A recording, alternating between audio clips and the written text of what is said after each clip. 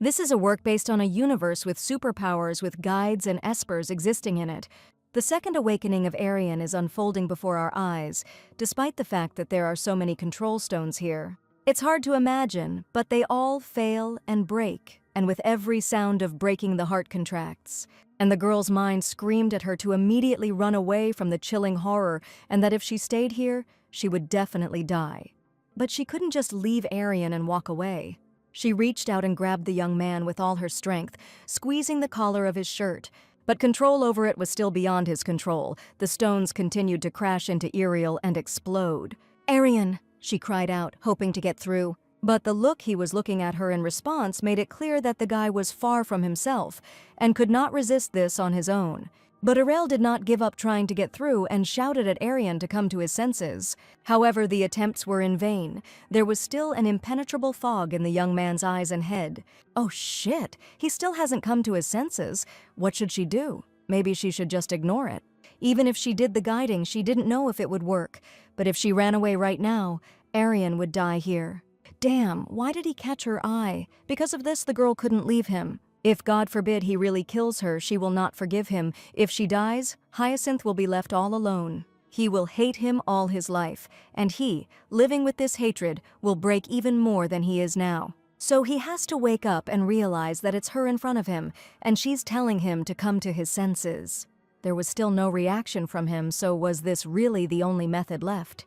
That's why she warned him that if he later starts saying something about the first kiss and demanding responsibility, she won't let him get away with it. And asking if he understood, she pressed her lips to his lips. In romantic fantasy, the taming of a catastrophic level esper, there is the concept of awakened. These awakened ones are divided into two categories: those who go beyond the human and display amazing abilities through magic, and also those who control and stabilize the magic of espers who are prone to getting out of control, guides. These awakened ones are considered weapons and national power. In the kingdom of Valger, where the events of the novel take place after the founding of the Officer Academy, there they find those who have the makings of an awakened one after the first awakening and enroll them in the academy. And then they bring them to the second awakening, raising them as espers or guides. And why does she suddenly talk about this setting in such detail? All because she had just realized that she had moved into the novel precisely during the guiding of her peer's second awakening. She realized that she had possessed a guide extra who died after being hit by the second awakening of the main character, a top-class esper. It's still hard to believe that she was reborn in the body of Iriel Ortiz. The plot of that novel is as follows. Born an illegitimate son to the ducal family that gave the world the most espers, Aryan, as befits a protagonist, like other romantic fantasy characters who have suffered trauma, Aryan also experiences some incident that leaves him with a terrible injury as well, and his unstable nature as an esper, on top of everything else, makes the situation worse, and as he gradually goes crazy, he notices a woman.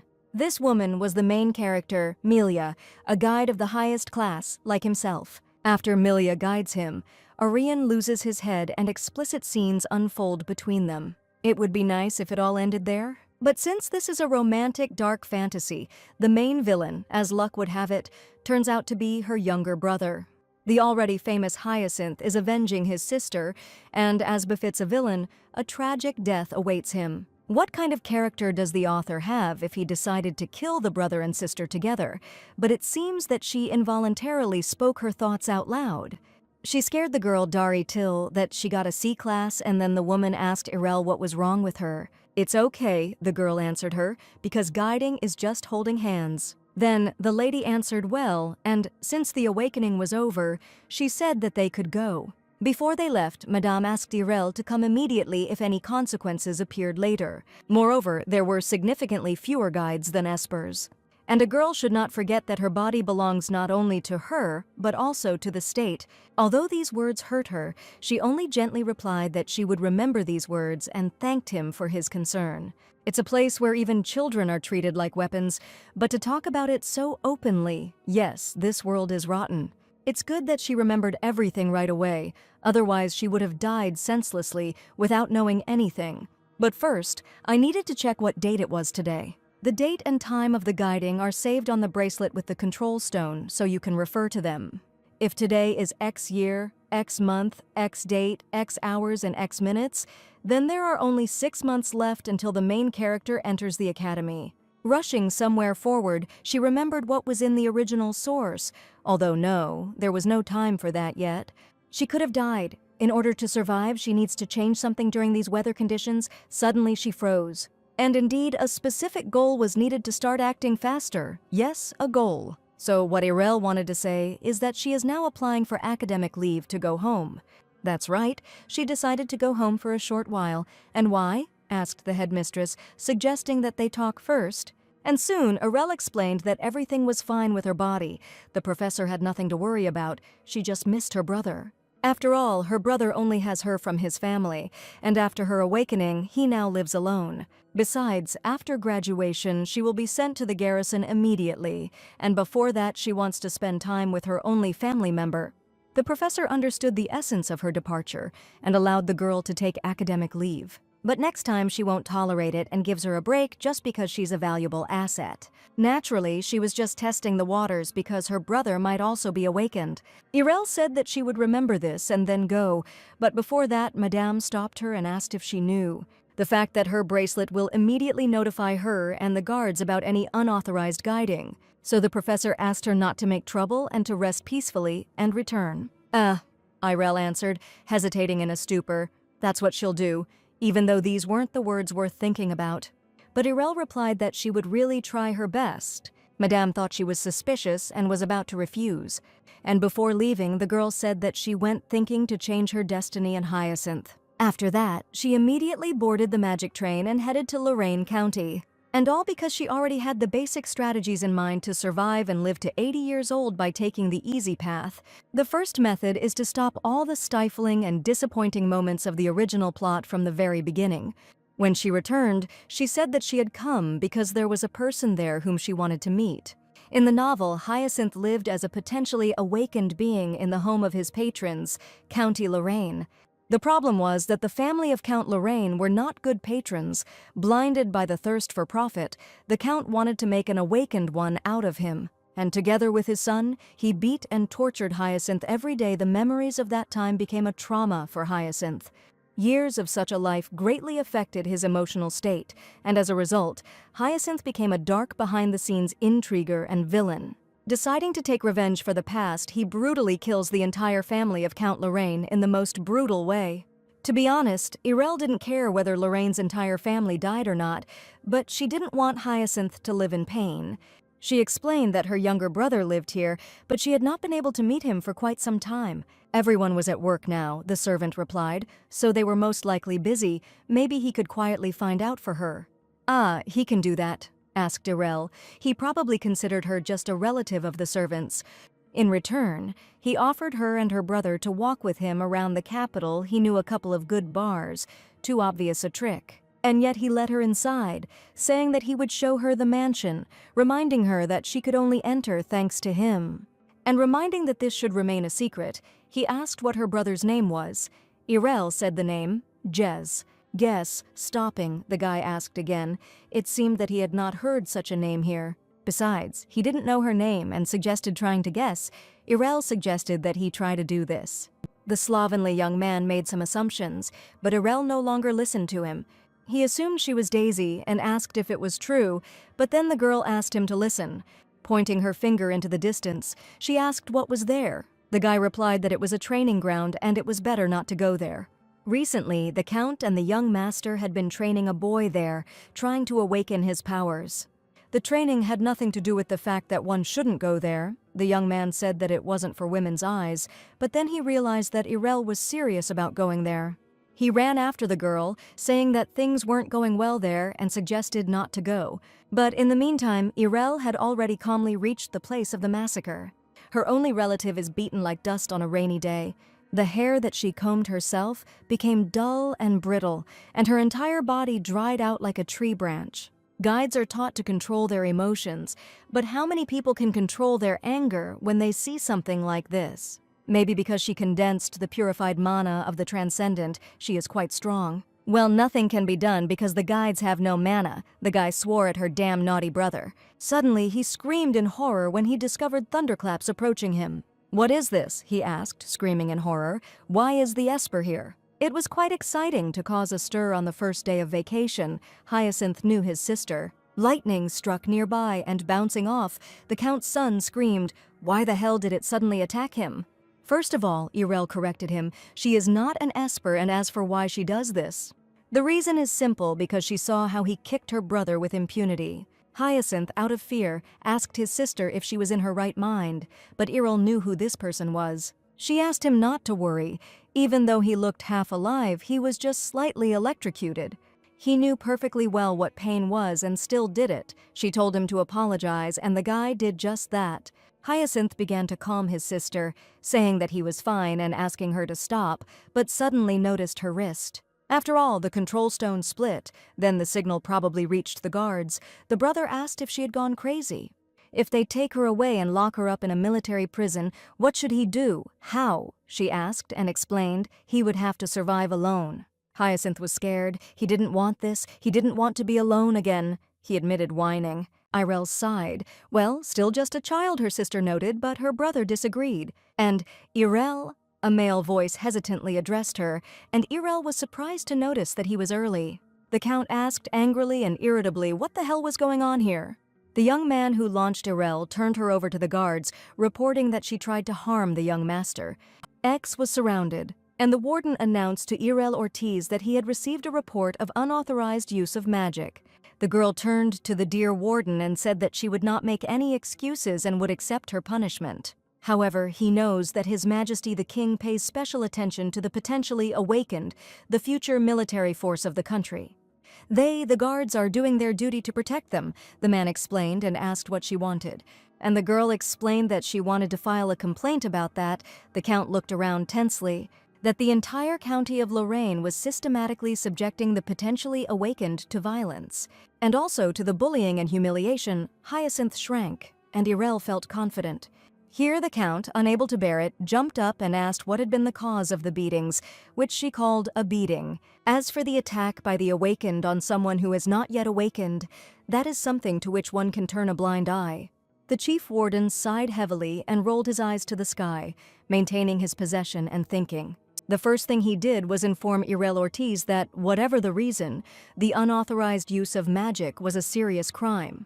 But the reason she gave is contrary to the state law established by His Majesty the King. From this moment on, no one from the Count's house can leave the mansion, and he immediately begins an investigation into the accusation.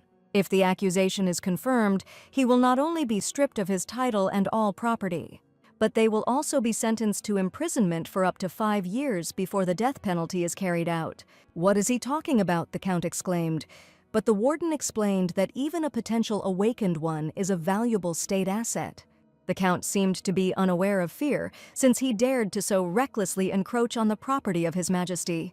But before that, he will personally place Irel Ortiz into custody at the Department of Awakened Affairs.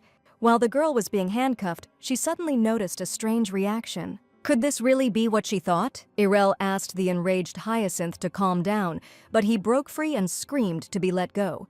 The girl approached the awakening young man and said that everything was fine. He could calm down. Who would dare to treat the sister of a C-class Esper badly, and using her powers, she tried to calm him down. However, something was wrong. Due to the suppression of her powers, Irel's body did not obey her. As she fainted, she only hoped that Hyacinth would not lose control of himself. It may seem like she is acting recklessly, but in fact, all her actions are the result of careful calculation. Since Hyacinth was destined to awaken anyway, she planned to turn his ability into a means of self-defense in advance. But something unexpected happened as soon as she woke up. She was greeted, and she greeted her back. The boss monster that suddenly appeared understood that she was confused and introduced himself as the prince of this country, Iris. He was in a position where he would only become the first heir if his older brother died. It is not clear why the prince suddenly appeared and how it is connected with what happened. She was glad to meet them and noticed his witty joke. Could it really be that all because in the original, Hyacinth turned out to be the son of the crown prince? He seemed to be having fun, but she, on the contrary, was confused. Iris realized that now was not the time for jokes. And he asked what her brother's supposed rank was, and Irel said that it was impossible to know. but there are sometimes cases where one can estimate the expected rank of a potential awakened one, as in the case of her brother. Iris explained to Arel that he was not going to use her brother, but on the contrary, he wanted to protect him. He says to protect, the girl tensed up. But what's strange for Iris is that she suddenly applied for leave in the middle of the semester and immediately went to her brother. What is the reason? Is it that she suddenly found out that her brother was being bullied? If so, then how did she find out? Was it because she knew that her brother would awaken as an esper that the prince did not know under what circumstances she learned of the bullying? But she must have decided that if she left her brother in this situation any longer, something bad would happen. After all, the psyche of espers is very fragile, like glass. She is a Class B guide, not of high or low rank, and the reason why she went so hastily to her brother, a potential awakened one, can be one. "That's right, to protect his brother," Iris said. Laughing, the prince asked if she was surprised that he had guessed correctly, and Irel was indeed a little taken aback. It's good that everything was explained so clearly and was misunderstood, although she miraculously escaped death.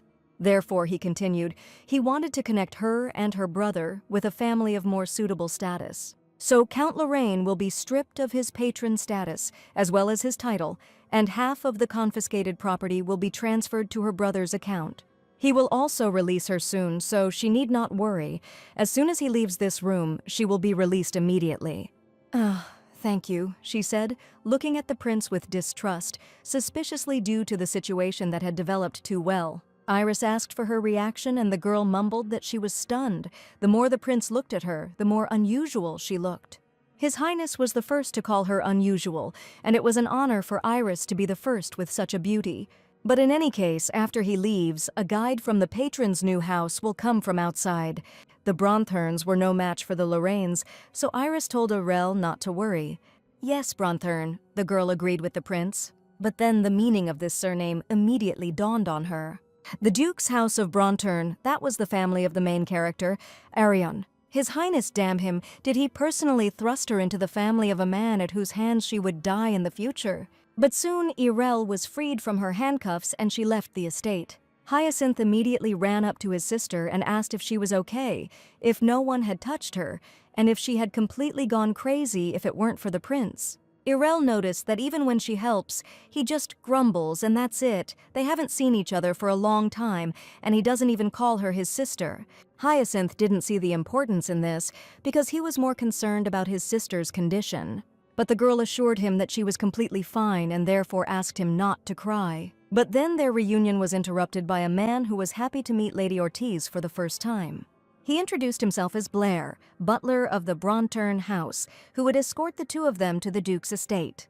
They sent the butler away so quickly that it alarmed both the sister and brother. But still, they arrived at an indecently huge mansion. The Duke had the financial power to build something like this in the center of the capital. Yeah, but now Hyacinth understood a little why that guy was talking like that.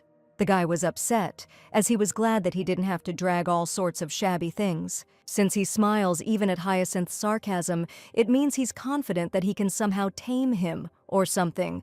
Irel wondered, even if she didn't dream, who would allow her to give her brother to the Bronturns of her own free will? They and Hyacinth will escape from this impoverished country and live happily ever after. Therefore, the girl needed to keep in check the forces that would reach out to Hyacinth, and especially Crown Prince Kaiden. He became close to his brother, who was grief-stricken after losing his only guardian. And then, having tempted him with promises of revenge, he became the cause of the collapse of his life. They came to Bronturn on the recommendation of Prince Iris to avoid meeting this man, but it is not enough. Still, the best way is to go with her to the academy. Then Hyacinth asked why she was always looking at him. "He will when he grows up," Irel answered, thinking that a reason or a stimulant was needed to motivate him. The guy was embarrassed. He didn't understand why she was teasing him, and his sister replied that he was still a child since he was giving in to provocations. Irel reasoned that it would be best if there was an esper of similar rank next to him. For example, Aryan appeared and informed Blair that his father was waiting for guests. But why does he always appear before she has time to mentally prepare herself, just like Iris? Blair explained that the registration process was delayed and he was late. Then Aryan said that it would be better to finish it quickly and report. And by the way, he exceeded all her expectations. He hasn't even entered the academy yet, but he moves in a more military manner than she does. Besides, he is indecently handsome. If he was not the one who would kill her, she might have fallen for his looks. In any case, since they will be living in his care, they need to say hello. Calling out to Aryan, she greeted him and introduced herself as Iriel Ortiz, and introduced her younger brother, Hyacinth. In response, the young Duke only looked at the new people in the house without saying anything. Completely ignoring her words, he told Blair that since they were in a hurry, he should show them to their rooms. Well, that's how it should be anyway. It was obvious that it would be difficult to become friends. Irritated, Hyacinth asked Arel if they had to live here. If he didn't want to, then he should wake up faster, Arel thought. The young Duke walked forward when suddenly someone called out to him from the stairwell. Oh damn, Arel thought irritably. He took a vacation too. Aryan's older brother and the second main male character appeared before them. He is not only very sensitive, but also constantly spews insults, but thanks to the main character, Millia, he improves. And this is also a character that she didn't really like, the elder asked Aryan, and was that why he was fussing? It seemed to bother him, the younger one noted, but in any case, it was soon dinner time, so it was time for his brother to get ready too. Is he really suggesting that he dine in the same room with an unawakened person and someone from Class B? Even if he doesn't want to, his father can't stand his absence, he noticed. For a moment, both fell silent, heating up the atmosphere. However, since he decided to take custody of an unawakened one, it means that he will probably have a good rank. He just didn't understand why they were dragging this B class here, of which there were a dime a dozen. What a damn discrimination by rank. Why are all aristocrats like this? Hyacinth asked awkwardly. And don't tell me, Arel agreed with him. Although they probably fought for hierarchy due to the issue of succession, because in the Bronturn house, the next head of the family is determined solely by awakening rank. Plus there was the incident with Claire, Christopher's twin, so it's no wonder they have a bad relationship. By the way, Arel thought that because of that incident, Aryan would suffer from trauma and his condition would be very bad, but that is not the case. The Duke was just wondering what had happened when His Highness sent a servant, saying that her brother had a promising future. He was exaggerating. Hyacinth hadn't even woken up yet, but His Highness's analysis is never wrong. The fact that he sent them to him means he needs the help of a high-ranking Esper, but he doesn't quite understand why she should stay here. Arel herself didn't want to be here. She spoke with the head of the Bronturn house, an influential C-class Esper. And also the main character of the rumors about cheating due to imprinting, the Esper and the guide, becoming spouses, usually imprint on each other. With this action, you can pre-tune your magic to the unique magic of your partner, which allows you to carry out guiding at any time. Of course, there is a drawback. Guiding is only possible in relation to an imprinted partner. Therefore, everyone accepts the imprinting as a duty and an oath of loyalty to each other. But the Duke not only did not imprint, but also betrayed. And the victim of this tangled relationship was Aryan, who at an early age not only lost his mother but also constantly looked back. The Duke himself, who had created all this chaos, saw in Aryan only a useful potential awakened one. He didn't care at all how it grew, however, due to the high compatibility and effective stabilization of magic. He broke off the engagement of a duchess who had a lover and forcibly married her, but he himself continued to cheat on her. The trash. It is not surprising that such a person does not like the fact that a guide of only Class B, like her, ended up in his family. She must look like an ambitious person who is trying to get into this family at the expense of her brother. I'm sorry, but he's completely wrong. She herself will refuse such a family, but it's still worth saying something nice. She, too, worries that her rank could harm the reputation of House Bronturn, since her original goal was to protect Hyacinth. In 6 months, she will return to the academy, and after graduation, she will go straight to the garrison, so she will have no reason to get involved with this place. For 6 months, she will behave quietly, so that rumors do not spread that some Brank is staying here. So he can rest assured that she will only change what she can and then leave this place immediately. The Duke looked at Irel once again, thinking over what she had said, and he said that if she had at least a wound, it would have been nice. It's a pity. Yeah, right, thought Irel. Hyacinth called out to his sister, but she simply nodded. Finally, saying that he hoped she would have a good rest before leaving, he told his wife to get up. The Duchess looked at him reluctantly and, taking her husband's hand, they left the dinner. Having seen off the head of the family with her eyes, Earl exhaled. What an atmosphere, she almost choked. What stunning hypocrisy, Christopher noted. It seems that she lived her life quietly adapting to others. If you can call that a talent, then that is what it is. The girl explained that she doesn't really like to stand out. Is it because he can't, even if he wants to? He chuckled. Irel didn't answer. The reason for Christopher's weakness was, of course, the incident with Claire. The baby was Christopher's fraternal twin, but she was more important to him as a family member than as a C-class Esper. The problem is that Claire, who already disliked her powers, found herself under pressure to go to war and kill people. She gradually went crazy until her mind finally broke. Eventually, Claire lost her mind and died along with her guide as a result of losing control of her power. For Christopher, it was an incident in which he lost a family member overnight, and Aryan was the only one who was kind to him. A guide named Aryan died a horrible death right before his eyes. This left Aryan with a huge trauma, and Christopher found himself with anger that he didn't know where to direct. But rather than warmth, it was resentment towards the country that, because she was an Esper, drove her to the front lines and brought her to death. "Hey," Christopher turned to her asking, but Lyona openly ignored his words. Irel apologized, explaining that she was lost in thought and didn't hear, but he angrily told her to get out. Only now is he kicking him out, but he endured it for a long time. But then Hyasin could not stand it any longer, and explained that His Highness had said that he would find them a suitable family, so there was no need to worry. But for him, it made no difference whether he was there or here. Grabbing Irel's wrist with force, he asked for forgiveness and said that they would go first. Irel failed to stop her brother. Such a reaction amused Christopher, and Aryan thought about it. Having moved away further, Hyacinth finally let go of the girl and addressed her by her full name. And he asked irritably if that was why she had brought the Lorraines to such a state. Well, it's not that Irel couldn't say, Hyacinth asked, so that she would endure humiliation in front of his eyes. He told her to listen carefully and explained that if she had to endure such treatment because of his rank, then he didn't need such a family either. No, it is necessary, Irel explained, because she is going to enroll him in the academy within half a year. In the academy, so she came because of his awakening, he asked. She didn't write a single letter, and then suddenly she appeared. Well, Irel had a premonition that he would soon wake up, and indeed, in the Count's house, her magic reacted to him. She didn't get involved because she was afraid that it would only make things harder for him. Her brother asked her to stop making excuses. In any case, since it turned out this way, it's better to be together, right? The brother agreed. Of course, there are only 3 months left until the end of the registration period for the Awakened. He just needs to awaken during this time. And in this matter, as she said, he should simply trust his sister. It's natural for her to be an outcast here, so it doesn't matter, but he needs to be careful too. As he saw, the Duke was fixated on ranks and achievements.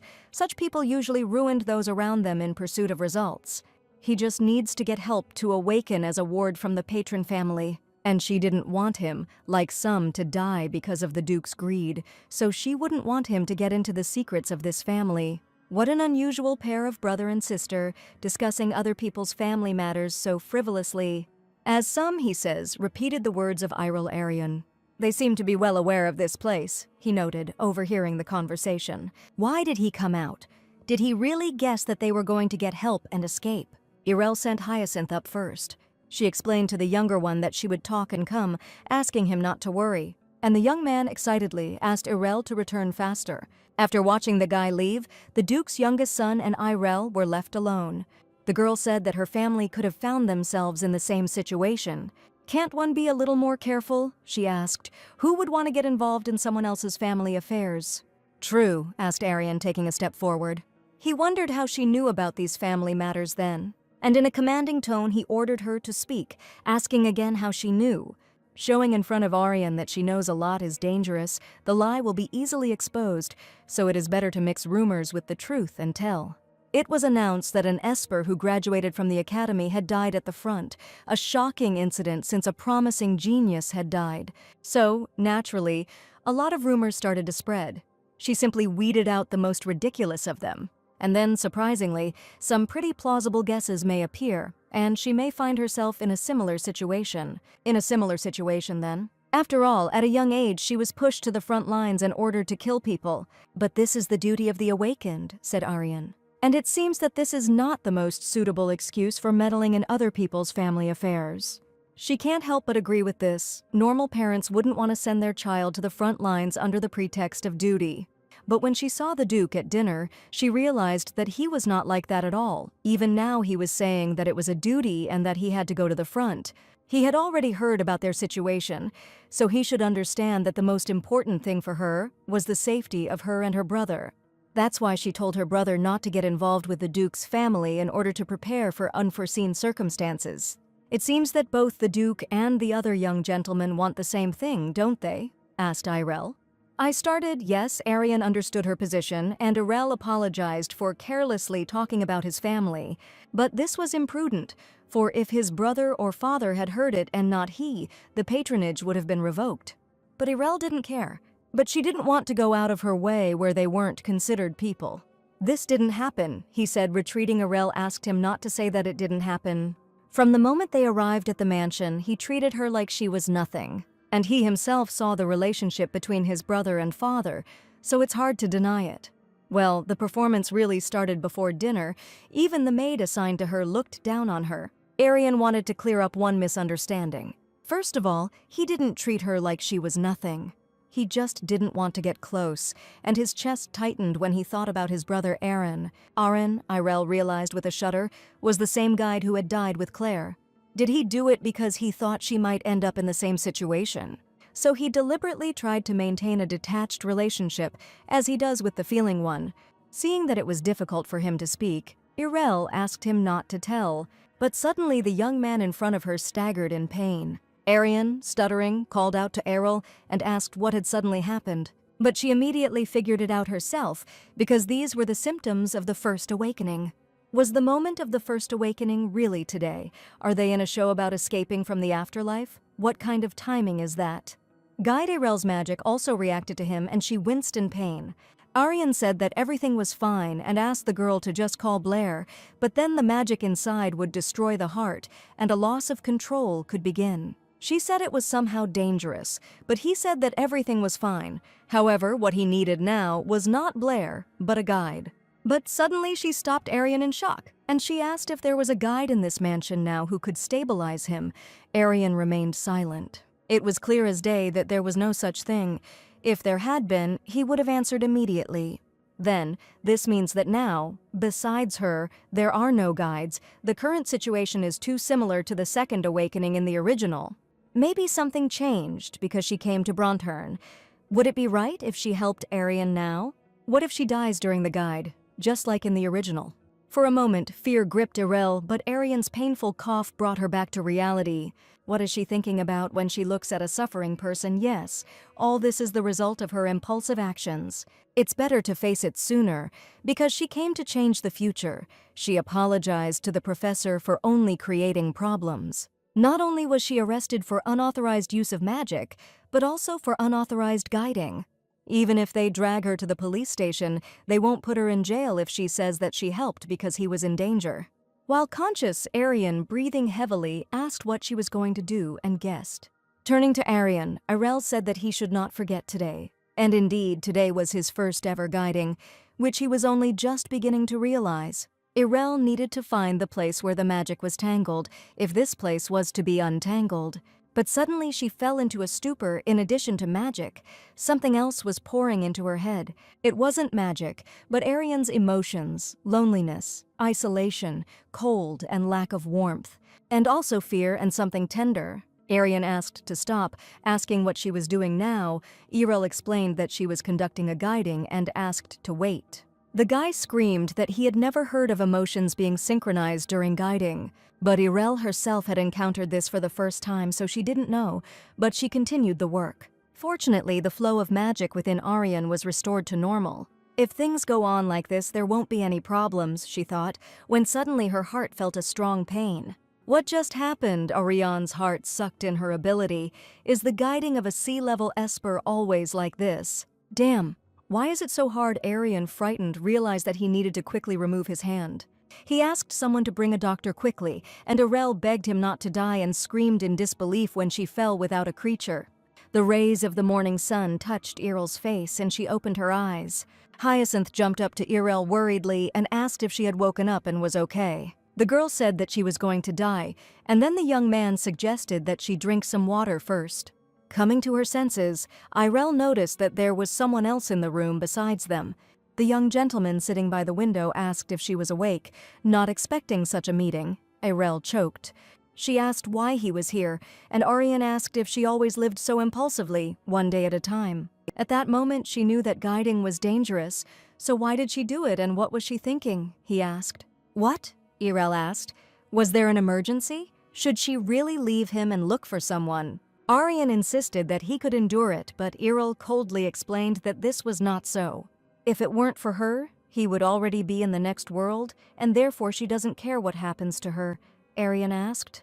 Hey, Hyacinth called out to the guy. He understood that it was his sister who had first meddled in something that wasn't her business. But to reproach her or to be angry is his business, not his, isn't it? Well, what a situation. Irel found herself between two fires. However, she explained to both of them that she didn't care that they were playing a staring game here, but she would like to know what happened while she was unconscious. Nothing special and nothing that she should worry about had happened, Hyacinth explained. But what she meant was that she wanted to know how it all turned out, since she was supposed to wake up in solitary confinement for the awakened. Regarding this, we can do it later. Doesn't she need to eat? Asked the brother. She was unconscious for 2 whole days. Suddenly, Irel's stomach growled loudly, and both guys agreed that she needed to eat first and then decide. Irel was brought food, but she still couldn't rest in peace, wondering what the hell had happened. It's surprising that she was moved to a room with a higher class than the one she was originally given, and the servants treat them with the utmost respect, and she asked if she had become an aristocrat while she was sleeping. What nonsense, Hyacinth noticed, and discontentedly ordered her to eat quickly and take her medicine. Doubting, Aryan, whose hands were shaking with fear, asked Irel what she thought he felt when she fell unconscious before his eyes. He must have been confused, thinking about all the consequences, but fortunately everything worked out. That's why she's here, she reasoned. Okay, Irel said and apologized for doing things her way, but Aryan didn't expect an apology. But thanks to her, he avoided a dangerous moment, the girl explained. So, instead of reproaching her, maybe it would be better for him to just say thank you, Irel asked. Aryan was very touched and at a loss for words, but he agreed with the girl that she was right. She was glad that he looked well now and admitted that she was also very scared. If he understood, then he should have thanked him properly, Hyacinth asked reproachfully, and let him not think that he could get away with it so easily. Aryan, ignoring him, said that the management said that due to a special manifestation, her mana reaction was close to abnormal.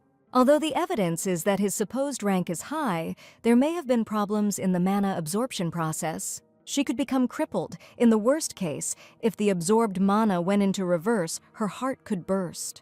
But if she hadn't saved Aryan, she would have suffered an unenviable fate. Does he think she had a choice? And given the Duke's character, he would most likely blame her. But then Aryan took the girl by the hand and said that it was only thanks to the Elder that he was alive and unharmed. Hyacinth was alarmed by this gesture and shouted, "It is enough to just thank. Why immediately put your lips to your hands?" Aryan said that he would tell his father that she had come to her senses and wished them a quick meeting, but Hyacinth told him not to come again. After this, Irel said that she would eat and asked her brother not to interfere with her and to go with the servants. Her brother understood her. Left alone, Irel thought that this time everything had somehow worked out, but it was unknown what would happen during the second awakening.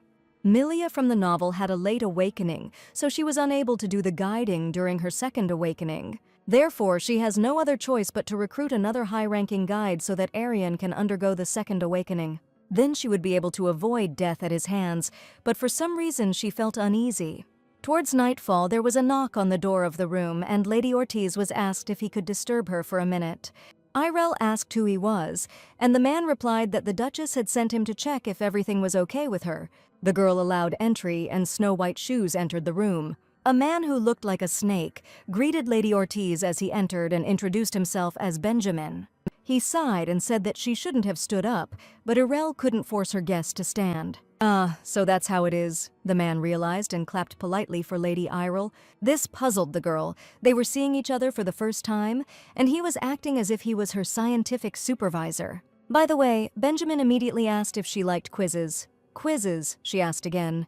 "Not really," Irel had already answered, but openly ignoring her, the man said that he knew that he loved her. And so he gave her a quiz. She had to guess who he was from Bronturn. Oh, why did she feel like she had met a copy of Iris? Benjamin said if he just said it, it wouldn't be interesting. He insisted that she guess what all these guys were strange, she thought. His hair smelled nice, and she asked what kind he used. The man admitted that he made it himself and offered some. But the girl refused because she was interested. The clothes were neat, the hair was well groomed. He also makes soap himself. Judging by her current situation, he is a pharmacist. It was quick. Maybe he smelled of medicine, but Irel brought up the necessary arguments to explain why he was a pharmacist and not a doctor. He explained that he was replacing the attending physician, and contrary to the lady's fears, said that if necessary, he would also obtain a doctor's license. Benjamin handed her the medicine he had prepared with all his heart, which would help her regain her strength. So the Bronturn family was the first to be allowed by the royal palace to hire a personal pharmacist. After all, this is a cradle for those who surpass ordinary people. Irel realized that in front of her was an improved Nexium. In times of strife, pharmacists and doctors are as valuable as guides, especially pharmacists who purify the magic of espers and guides. They can create Nexium in the form of tablets. They are especially respected, of course. Even purified foreign magic has strong side effects. But the improved Nexium is a different matter. It is an improved version that solves the problems of the regular Nexium. There are only 30 pharmacists in the entire kingdom who can create this improved Nexium, and the handmade medicine that she received was just an improved Nexium. This man, Benjamin, turned out to be an incredibly important person. To begin with, the man advised Irel to rest, but she did not feel that bad. When people like her don't listen to him, it only gets worse for them later. Therefore, I asked her to thoroughly recuperate, saying that he would come later and once again insisted on rest. He left quite quickly, which was good because Irel was already hard to bear. If rumors spread that she was equal to blood, Hyasin would definitely do something. I need to get better soon and find a mid-level guide to replace Millia, so I never have to be Aryan's guide again. She wanted to get well so quickly that, as luck would have it, she fell ill for a whole week.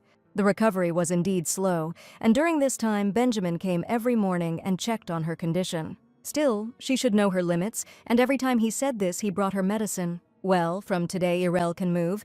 She received confirmation from Benjamin. Although there had been many warnings before, she was the only person who had asked all week if she could get up. Well, now it's time to get ready to go out. Hyasin didn't need his help, and he told him not to even think about sneaking in. Now perhaps it would be better if he did help, Aryan insisted. Well, yes, only Irel was alone, and only when there were so many of them. The girl didn't know how Hyasin found out, but he immediately ran out for a walk with her. But as soon as she allowed Hyasin to go with her, Aryan immediately jumped out like a jack-in-the-box. She felt like the Gallman Pied Piper. In any case, Aryan continued, it would be better to order the carriage to be prepared a little later. Brother was also going out today, he said, and he was in a bad mood today. Irel caught on the fly that today Christopher also wanted to go for a walk. The younger one confirmed this. In general, he has no reason to bother with her. He doesn't really like her. If they run into each other, it's unknown how he'll react. Irel looked around from the noise in the street and asked if the man getting into the carriage was Christopher. Ah, taking a closer look, Aryan replied. It looks like he did come out after all. Afterwards, Hyasin asked if that was all, jealous of his sister. His help was no longer needed, so he could leave, and it was time for them to go. The brother led his sister ahead, but Aryan followed them. Hyasin asked why he was following him if he said that his help was not needed, but he explained that he had his own things to do. But today there are a lot of people coming out, so there is a lot of bustle at the stables. And if they travel separately, then preparing the carriages will take even more time. That's why Aryan suggested to Irel that they go together. But suddenly the girl turned to Aryan and gave him a flick on the forehead. Irel explained that she flicked his forehead because he irritated her and explained that they were leaving. Hyasin boldly explained that this would not work on Irel and happily followed. That's how it is. Aryan understood and, intrigued by the girl's behavior, said, "They'll see about that." Iris heard that the department had recently received another notice of unauthorized activity.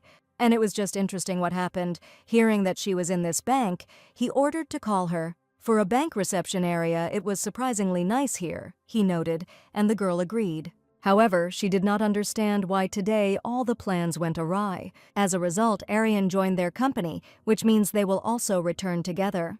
She came to the bank to withdraw some money, and then out of nowhere the main boss appeared. It's good at least that Aryan and Hyacinth went about their business. But if these three got together, well, I didn't even want to imagine it. Iris didn't know if she had had a good life in Bronturn, but thanks to him, she was treated better than she deserved. But then the prince started talking again about the unauthorized incident that happened that day. According to the report, Aryan Bronturn had her first awakening, and since the signs were not good, she conducted a guiding. He reassured her that she had done nothing wrong and asked if she had come today to check on the compensation he had spoken of. "That's right," Irel answered, still cringing. The prince understood, and since he had a free day, he offered to follow her. "Why?" she asked. And then the prince said that inspecting the life of the people is also an important duty of a member of the royal family. Irel, puzzled and frightened, asked why he had to fulfill this duty with her. And Iris explained that thanks to him, she had received a little money, and in such cases you need to treat her.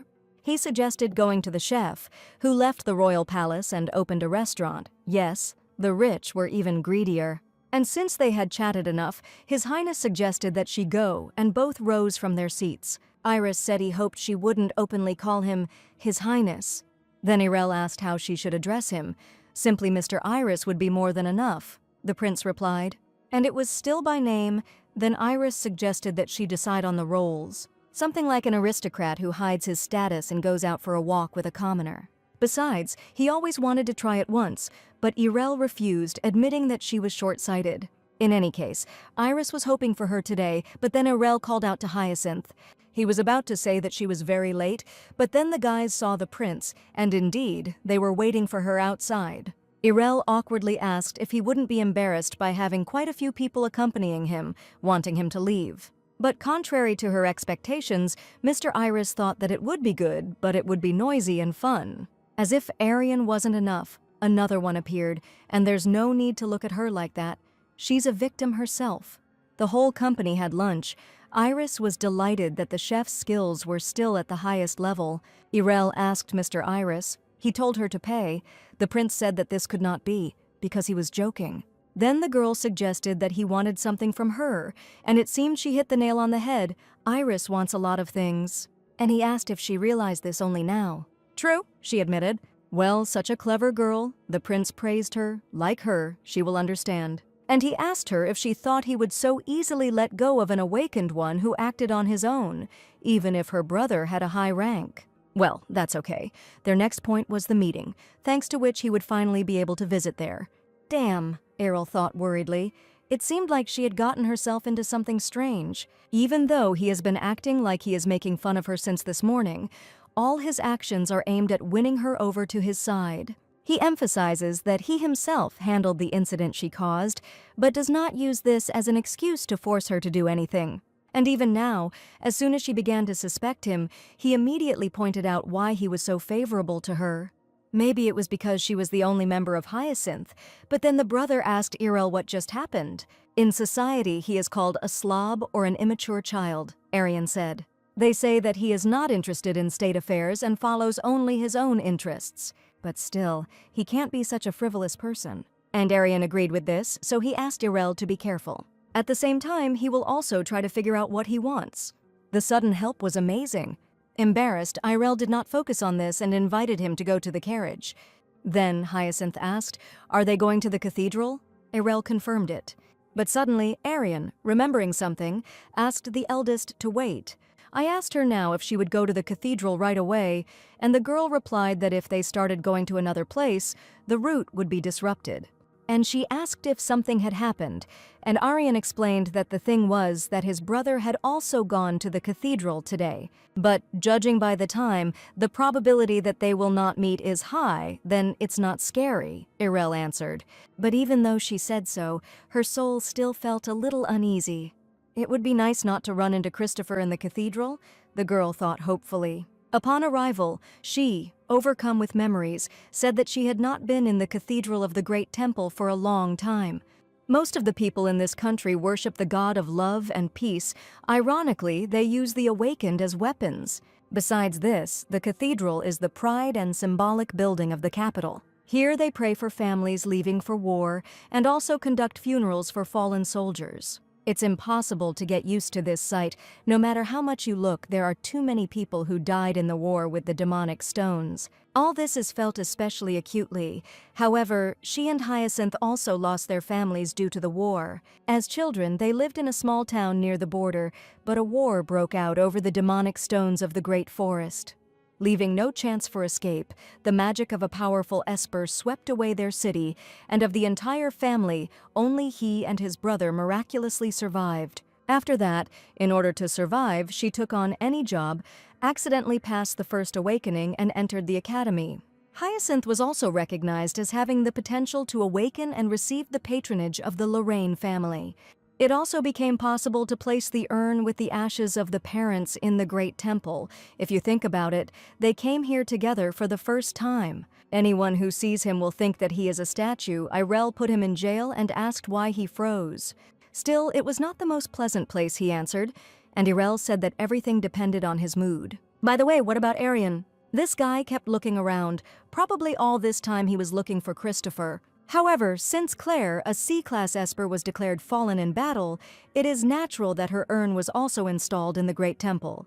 So Christopher won't leave here so easily, but Aryan said that the probability of not meeting him is higher. And according to her memories, Christopher went out early this morning, so there was no need to be so careful. It would be necessary to offer him a break so that he could relax at least a little. But suddenly, a voice behind her interrupted Irel and angrily asked what she was doing here. Turning back to Class B, Christopher said angrily that he was asking what she was doing here. God, just when I thought everything would be okay, they met. But then Aryan told his brother that he didn't know he was here. Christopher didn't expect to see him here, and with such a low-class girl. Claire in heaven must be very happy that he brought someone like that as a new friend. Aryan asked his brother not to say that and defended Irel by saying that she didn't come here because of Claire. Chris asked, and how could he believe it? Obviously, he had told her everything. All she had to do was show him a little kindness. He was then, and now, easily led by sweet talk. The older brother was sure.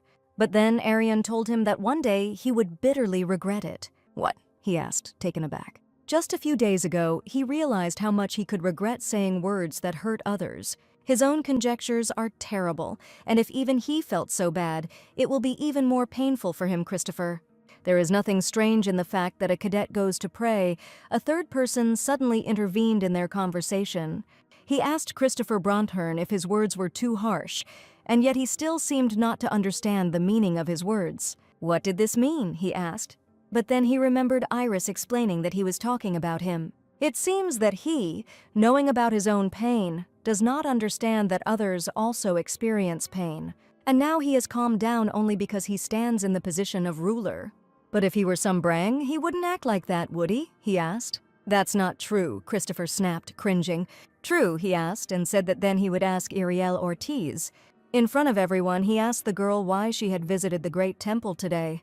And she said that she came to visit the urn with the ashes of her deceased parents. She was ashamed to admit it, but this was the first time she and her brother had come here together. Such situations are too exhausting and tiring to explain everything piece by piece to a person who has no desire to understand it. In any case, she understood that there was a misunderstanding about why she was here. But what, does he really think that because he is in pain, he can easily hurt others? Christopher staggered and asked what she had just said. I asked him if he had ever had to eat the corpse of a dead rat out of hunger, and then run away in the middle of a collapsing city in the hope of surviving. And then lose your family? Well, he'll probably sympathize with that, but then the guy shouted that she might know. He knows, Irel explained with a cutting word, but she still tried her best to live well so that her departed relatives could rest in peace. Compared to them, his sadness is acknowledged without him having to prove it, which he considers necessary. Quite luxurious and selfish. Now she would go and return as soon as she finished her business, so she asked him not to be angry. That's why she couldn't love the original Christopher. After all, this man needed tenderness to melt his wounds. But she is not like that. Her life is too harsh to be gentle with anyone. After that, Hyacinth suggested that Irel come here, just the two of them. She agreed. There were too many people today. And I wondered when they would come again. What and why hasn't that guy left yet? It seems that while she was meeting with her parents, the boss monster left. Aryan, did he have a fight with Christopher? The atmosphere is painfully tense. "Ah, she's come," said Christopher as soon as Irel entered his field of vision. She didn't understand what would change since she had come, but suddenly he commanded her to sit down. This was amazing. Hyacinth asked why he was ordering her to sit down, whether he had already forgotten what had just happened, but that was none of his business. "What?" the brother asked irritably. "Does he really think that he only misspoke in front of Irel?" What another asked casually, "Is there anyone else?" Hyacinth was already getting going, but then Aryan told them to stop.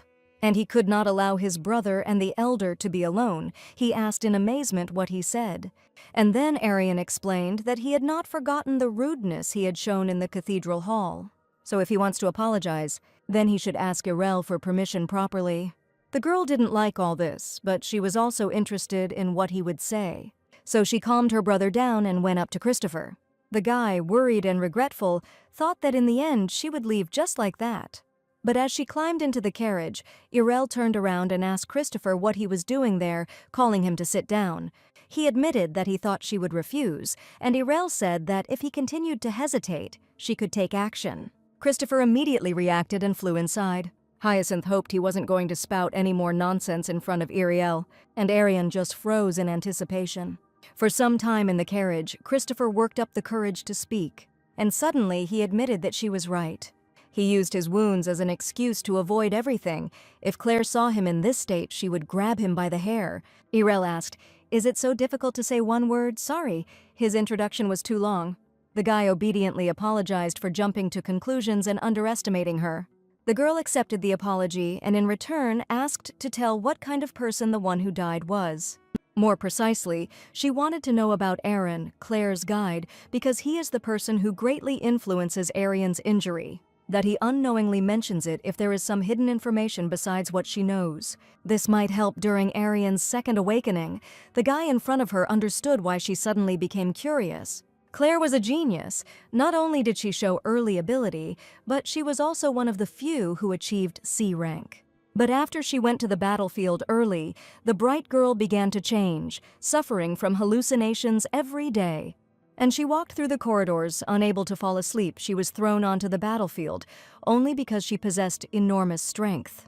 Even experienced soldiers, when they find themselves on the battlefield, easily go crazy, and Claire's psyche could not bear the weight of death. With ranks, monsters, but even if you have monstrous strength, it does not mean that your spirit is also strong. Now Irel understood why her guide could not do anything, and died with her. Espers take in external magical power with their hearts and use it, and in the process, their body and mind are subject to impact. Therefore, guides use guiding to control the blow received by the Esper, stabilizing his body and mind. However, Claire's condition was not caused by magical power, but by post-traumatic stress. So no matter how much Aaron guided, her condition did not stabilize, but Christopher needed at least some hope. Naturally, he placed his hopes on the guide, but the result was disastrous, a tragedy in a world where the state of mental illness is not stable. And Christopher himself doesn't realize now that he has an injury, although even if he did, he is in no position to talk about others. The young Duke apologized to Irel for judging her at his own discretion and insulting her. But despite this, he cannot admit the existence of guides. If guiding was really effective, Claire would have survived. But she, her desire to drag her own brother voluntarily to hell, looked like she was crazy.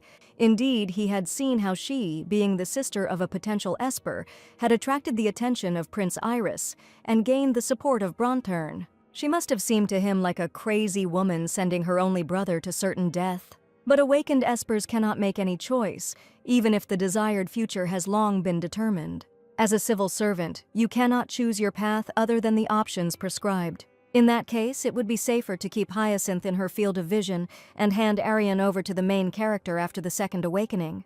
But suddenly Irel stopped in her thoughts and plans. Even if Aryan survives and does not die during the second awakening, he could have died in an accident or on the battlefield.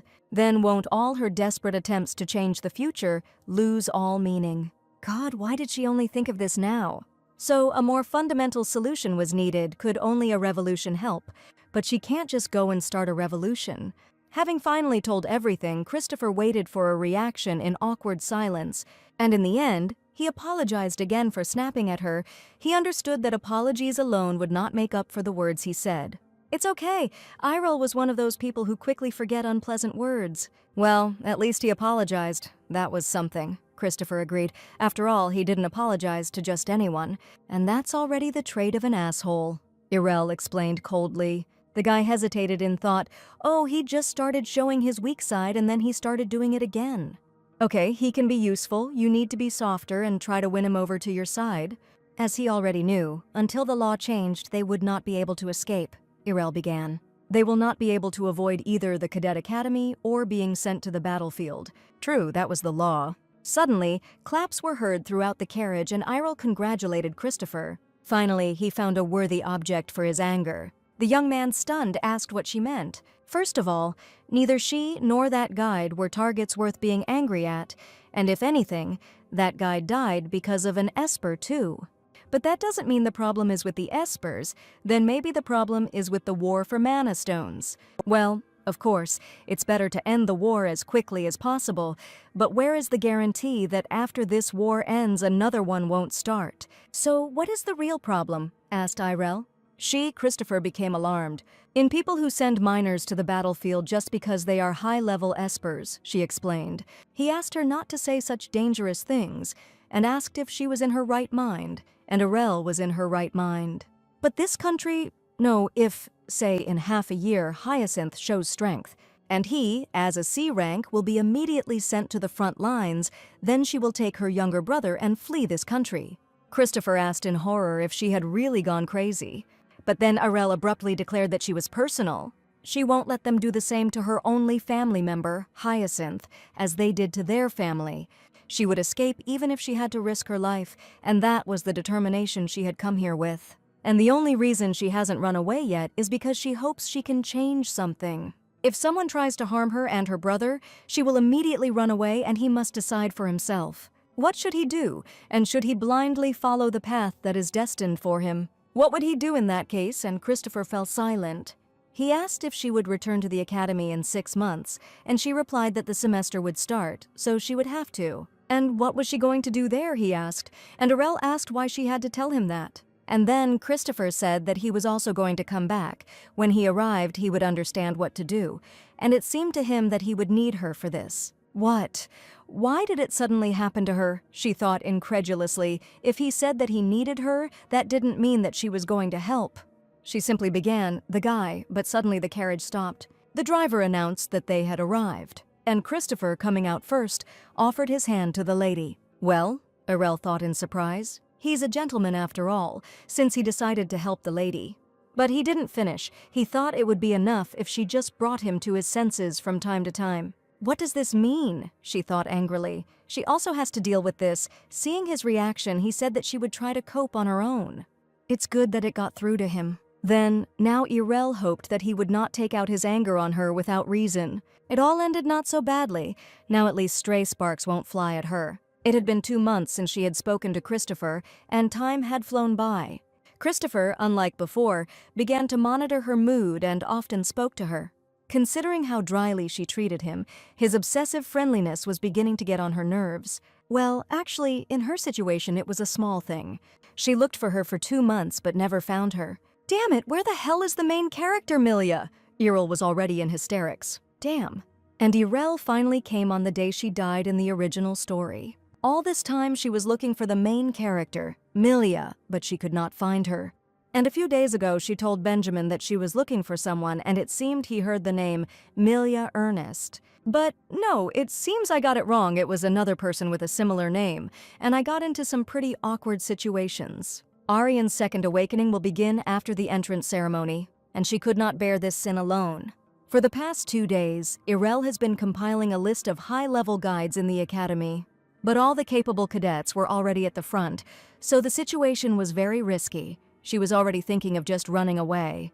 But no, it could harm Hyacinth, so we must endure. Is there really no other way out, and she or Aryan must die? Christopher noticed Irel's condition and said that she should have taken some medicine. She wasn't sick, so the guy asked what was wrong and the girl just sighed heavily. Having said that it was better for him not to know about it, she turned to the other two. Oa was already studying here, so she just needs to apply to return, and she will go to the dorm. And they will figure it out themselves, and then they should go to the entrance ceremony. And what about her? The brother asked then.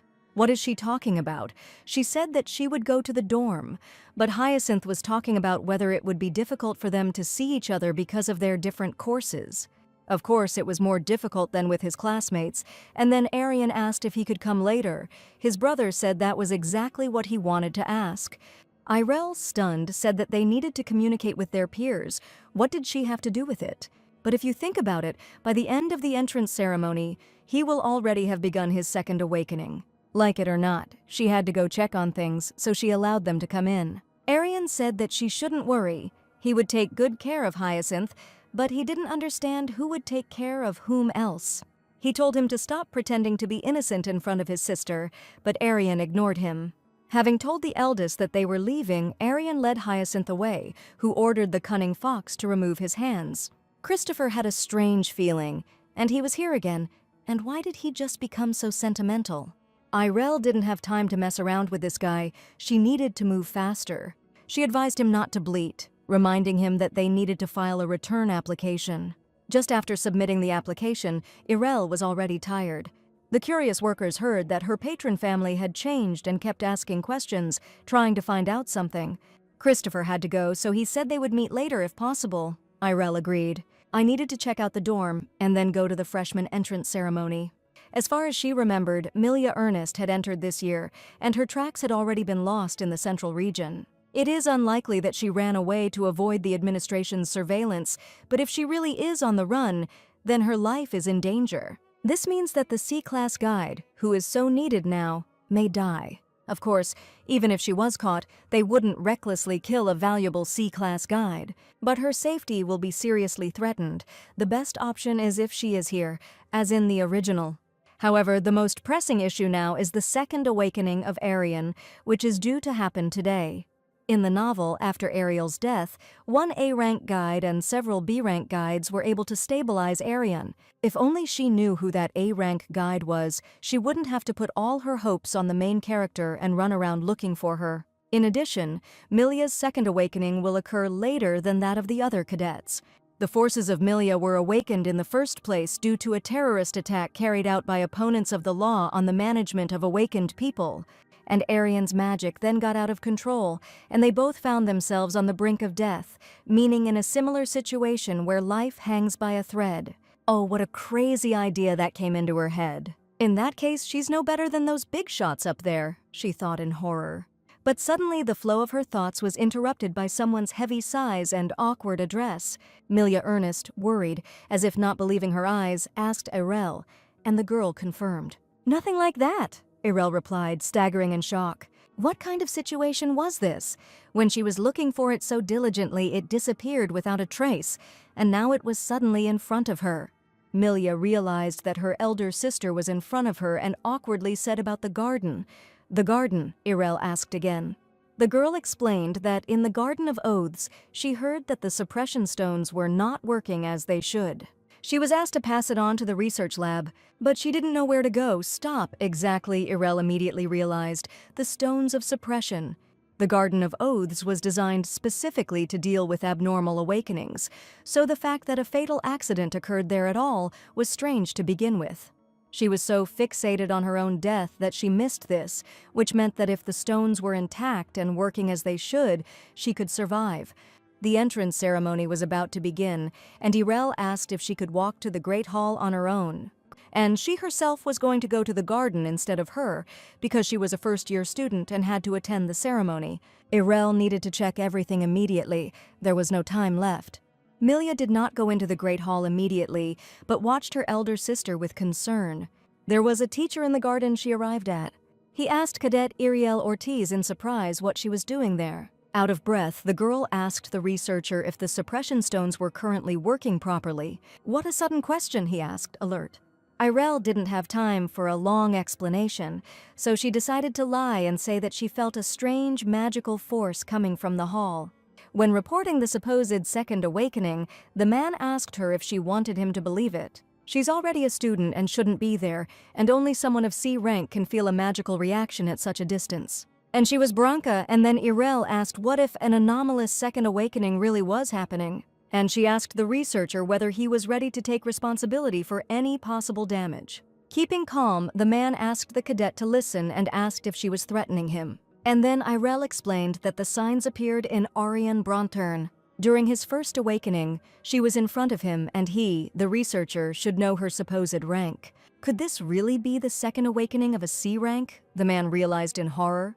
But the suppression stones were almost completely depleted after the second A rank awakening, which was the day before yesterday. The work has begun now, but it's not ready, oh my god, which means that if the stones had been replaced in time, then Iriel from the original could have survived.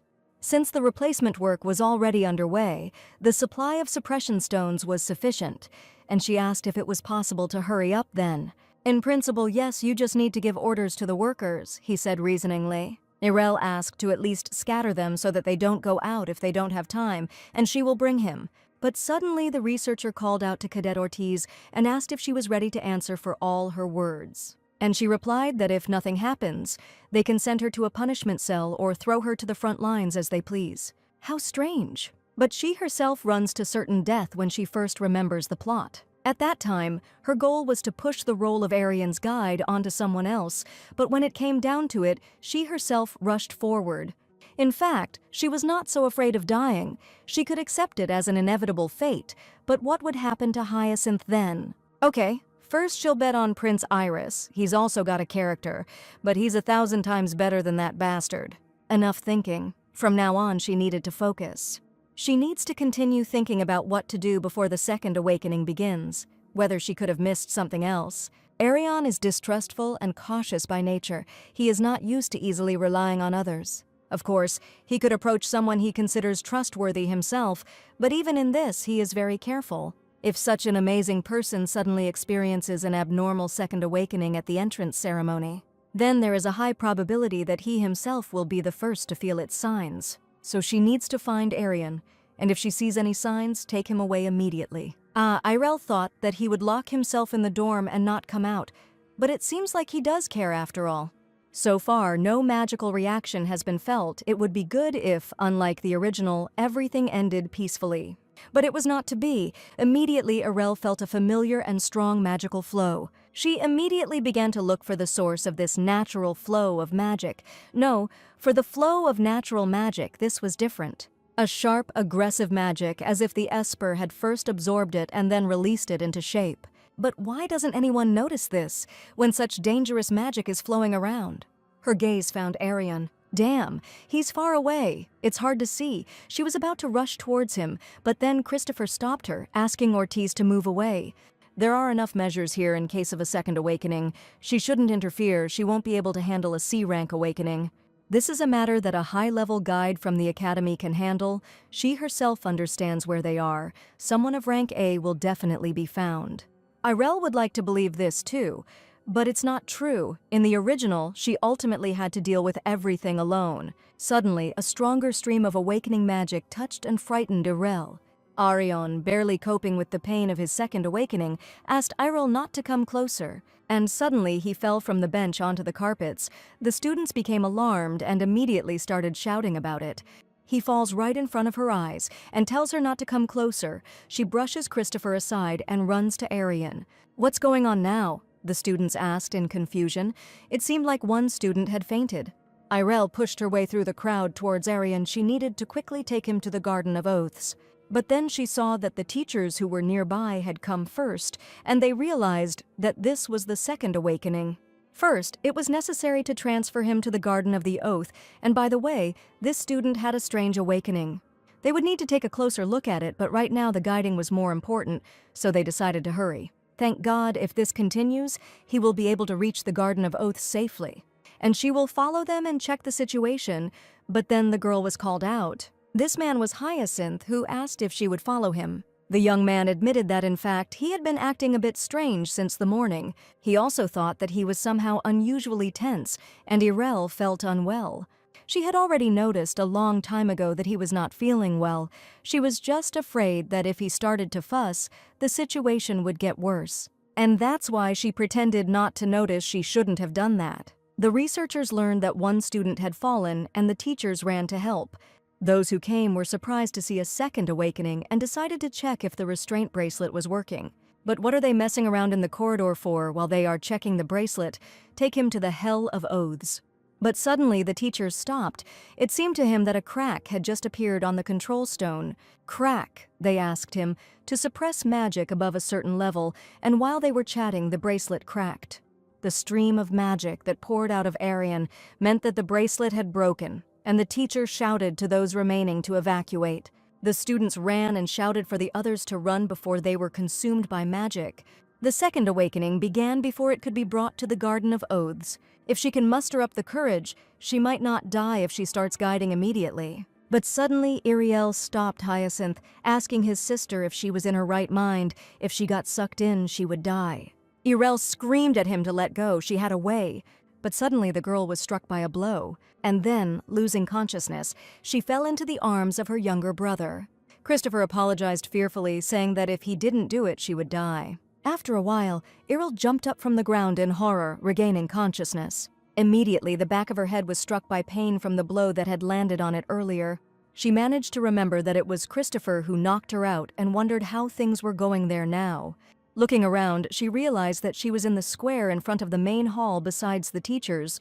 Only senior year guides had gathered here. But she couldn't understand why they invited students, because in guiding the teachers are much better. At the moment, the number of guides that can be summoned is limited, but somehow they got this student to the Garden of Oaths. This means that in the end, there is no one. The highest rank of those who could be summoned is only B, and the suppression stones have not been replaced in time. So the suppression stones were not completely replaced, she definitely said, to at least scatter them on the floor. But then the students were loudly informed that there was no reaction.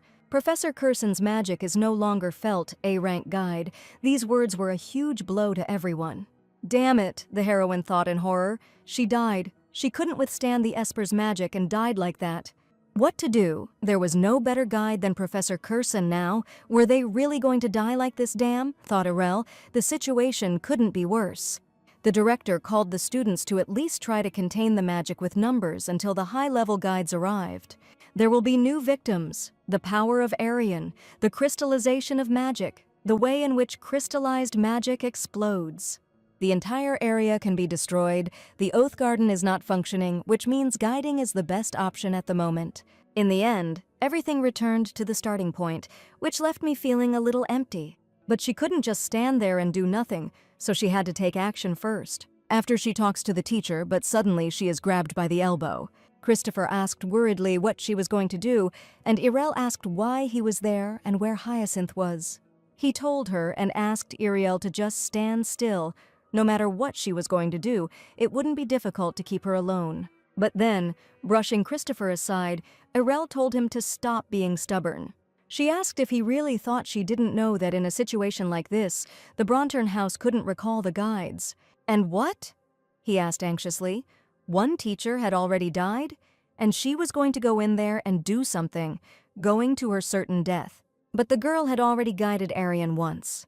He shouted that the second awakening was a different level, and she didn't think about the difference in rank between him and herself. She screamed that his magic would tear her to pieces and she would die. She knows that too, but she is still better than those who have no experience at all.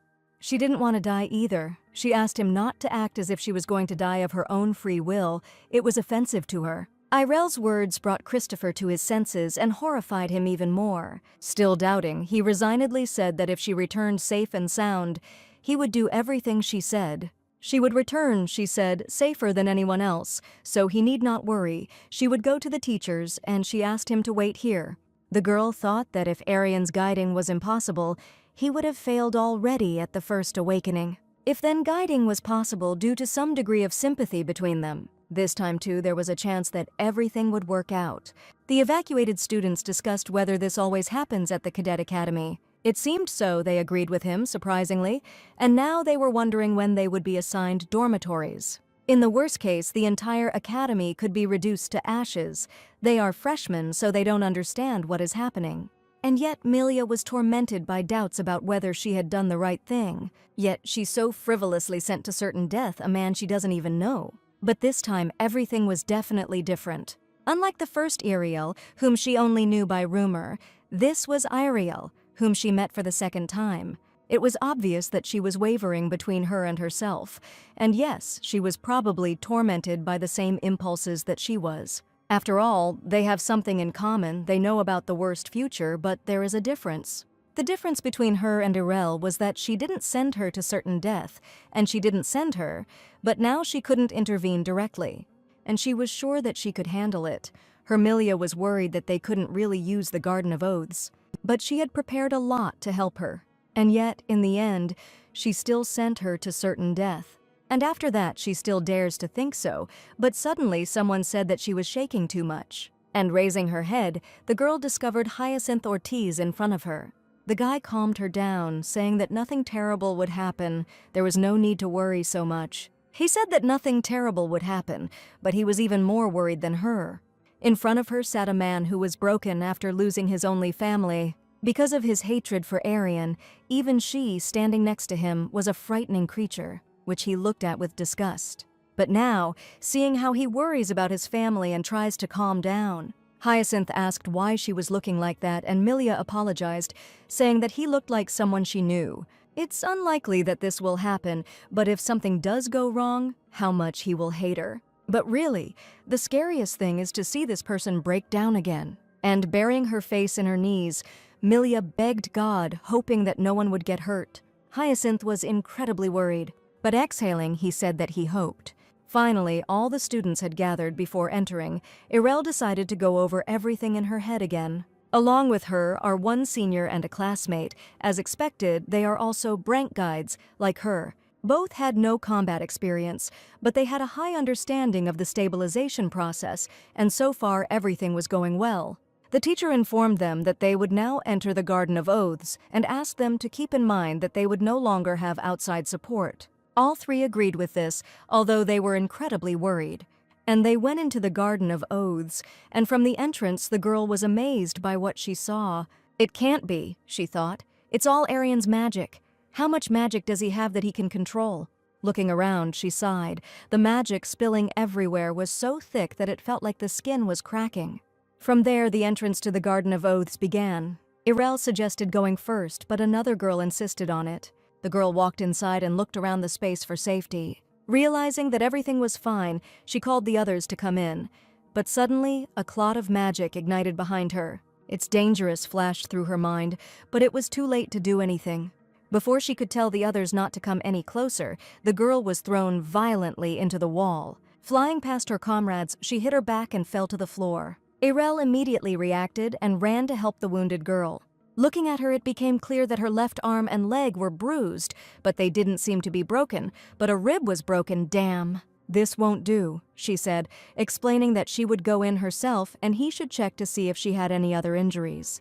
However, the guy couldn't stand it and ran away out of fear, saying that he couldn't. Irel understood his feelings, but how he could abandon the wounded and run away made her very angry. The girl asked Irel to take care of herself. He attacked her as soon as he saw her, or rather, tried not to let her in. God, he throws away everyone who tries to get close to him because it's dangerous. But if we leave it like this, then eventually everyone will die. Irel asked if she could handle it alone, and the girl replied that although the pain was severe, there was no bleeding. She asked Irel if she was going to go in, and the girl confirmed this, confident that she would be able to go out as well. But only when there was at least some result, and she said that she went. She'll try to work things out somehow, but don't kick her out, Aryan.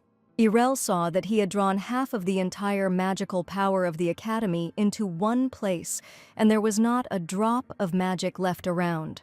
He was a real powder keg, she thought, but then she froze in horror at what she saw. In front of her was the corpse of Professor Curson. He had entered before them to guide Aryan and had failed. Although it was expected, a chill ran down her spine. If she stumbled, the same fate awaited her. pushing the thoughts away, she ordered herself to pull herself together. The silence only made her feel more anxious. But then she found Aryan. The girl immediately ran to him worriedly, wondering if he was unconscious, but fortunately he was no longer acting up. Although he was unconscious, his condition was not critical, which was even better. If she starts guiding now, she will be able to stabilize it, but once she starts, it will be like she is in a dream. Some woman called Aryan, and Irel guessed that she was seeing Aryan's memories, just like that time. The girl said that she would give him advice because she suspected that he could take her place, asking him not to trust the guides. She asked him not to let them stop him, because they still couldn't cope with monsters like them. Claire asked Aryan for forgiveness. Aaron was a dear brother, even closer than Christopher, and she took him away from him. The girl seemed to look at Irel and ask her brother not to forget her words. The heroine shuddered and goosebumps ran down her spine when their eyes met. Distraught, Claire called them monsters and then shot herself in the head. Seeing all this, Irel woke up in horror, taking oxygen into her lungs. So that's it, thought Irel. Trying to catch her breath, now she understood why Aryan acted this way. Because of Claire's words, he thought the same thing would happen to him, but she just labeled him as a monster like her. But suddenly, she noticed that Aryan was getting worse and asked him to pull himself together. Wow, she thought, taking a few steps back. The magical frenzy began. If she continued to stand like this, she would suffer the same fate as Professor Kierson. She ordered herself to pull herself together. It was necessary to return Aryan to a normal state, and she asked herself not to be afraid.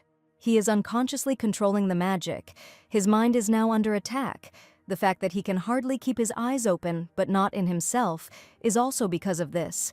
If she can take control of his magic and influence his heart, sealing it with chains and stabilizing it with guiding. But damn, he started reacting to her movements and attacking. In this state, he will react and attack until she retreats. And this means that now, when the reaction is the slowest, this is her last chance to escape. But instead, the heroine turned to Aryan and asked him if he could hear, to give her some sign. After all, she couldn't just abandon Aryan and walk away. And so she rushed towards the guy and grabbed him by the collar of his shirt. He unknowingly continued to attack her with exploding crystals, but trying not to pay attention to the pain, Irel kept trying to get him to come to his senses. But Aryan's body was persistently held by the magic raging within him, and his eyes betrayed his detachment from the world. Damn! Irel swore anxiously, clenching her teeth. He still hasn't come to his senses. With her own strength, she lifted him up and said that if he really dared to kill her, she would not forgive him. After all, if she dies, Hyasin will be left alone and will hate him until his death. And he, having received this hatred, will break even more than now, so he must wake up. Aryan was already enveloped in the effect of the guiding. She told him to wake up right now and understand that she was in front of him, but that still wasn't enough. There was no reaction, which meant she had only one option left. She called Aryan, and she said that if he later whines about the first kiss and demands responsibility, she will kill him. At that moment, Aryan's eyes cleared, and tender, girlish lips joined his, restoring energy and starting the guiding. And here again, Irel saw Aryan's memories and feelings again. During the first awakening, there was something similar. When she was guiding him, other people's feelings penetrated her. The voice called the boy by a diminutive, affectionate nickname and asked why he was outside. "What is it? Were you really waiting because you heard that Mom was returning today? Judging by her appearance, she just returned from the battlefield." The kid said that they needed to hide quickly, and the girl asked why. Something happened. A cunning fellow, a rough and mocking male voice suddenly sounded behind her. "And he is a clever one," said Duke Bronturn, leaving the forest with the knights and looking at his son. He informed her that His Majesty had given his permission and that there would be no more orders for her. The girl asked in horror what he said, not understanding what it meant. And then the man answered and said that he had made a deal and that she, as the property of the army, would be transferred to him by law. There were some disagreements, but in the end, in exchange for the useless woman at home, he decided that it was necessary to hand it over to him. Aryan looked angrily at the Duke. Unable to bear it any longer, he rushed at the Duke and his mother, who only managed to call out to Theo. The Duke, without a drop of pity, hissed and kicked the annoying boy, throwing him away from himself. The mother stood up for her son and begged them to let her go, trying to reach Theo. Watching this horror, Irel wondered why Aryan was showing this to her. The boy lay on the ground, writhing in pain, but another memory floated up to Errol. According to the past memory, she was eventually caught and imprisoned in the Bronturn mansion. This is so terrible. The time came. Suddenly a man called the boy and asked him to come out. And then the girl realized, it's time for dating. But she's not even a criminal. What does all this mean? This mansion is terrible. No one talks to Aryan or pays attention to him. Even though he is alive, he is as if dead. They pretend he's a ghost. Even after losing his only mother, he was always alone. Again, a new memory. A guy came to Aryan and, smiling brightly, introduced himself as Aryan. He said that he came to say hello and ask him to take care of him, since he would now live in this mansion. Of course, he listened to Claire, who explained that he was her guide and he did not dare talk to him. But even though he kept his distance, he still opened his heart to Aryan, to the person who paid attention to him. In a friendly manner, he asked why he was in a bad mood again today. After all, he was the only one who treated him like a human being. How good it would be if he didn't know the end of this memory, Irel thought. Yes, now she understood why he showed her this memory. He wanted to tell her about what he was afraid of. In his world, guides were always victims, and the one who took them away was always a monster called an Esper. And he, of course, is also included among these monsters. Aryan is afraid of himself, afraid that he will kill the guides, afraid that he will kill her, and because he actually harmed the guide. Even if it was not of his own free will, he pushed her away even more. Irel understood his feelings. But she really wanted to save him, so she asked him not to push her away. Soon the riot died down, and the stones that Aryan had previously used to push them away fell to the floor. Thank God it can't be said that he is safe yet, but his magic is gradually calming down. Irel needed to catch her breath. But suddenly she realized that the guy in front of her was conscious. Aryan suddenly pressed his lips impatiently to Irel's, not wanting to stop the calming impulses that were coming to him. And the girl was about to give in to this tenderness, but suddenly realized that this was no longer just guiding. And she tapped the guy on the head to bring him to his senses. It's impossible. They've gone too far. Finally, Aryan let go of Irel and she fell down, exhausted, saying that she almost died. She, not believing her eyes and feelings, asked Aryan. Embarrassed and stunned, he asked if he had just been with her. Irel embarrassedly asked him to help her up before apologizing. The girl said that she thought the people outside had already understood everything. So we need to go out and... She hesitated for a moment and asked for rescuers to be sent. Sighing, Aryan agreed with the elder. But then the girl said that it wasn't his fault. It was just an accident. And calming the boy, she asked him not to blame himself too much. Irel's words helped him cope with the weight of the load, and he thanked her.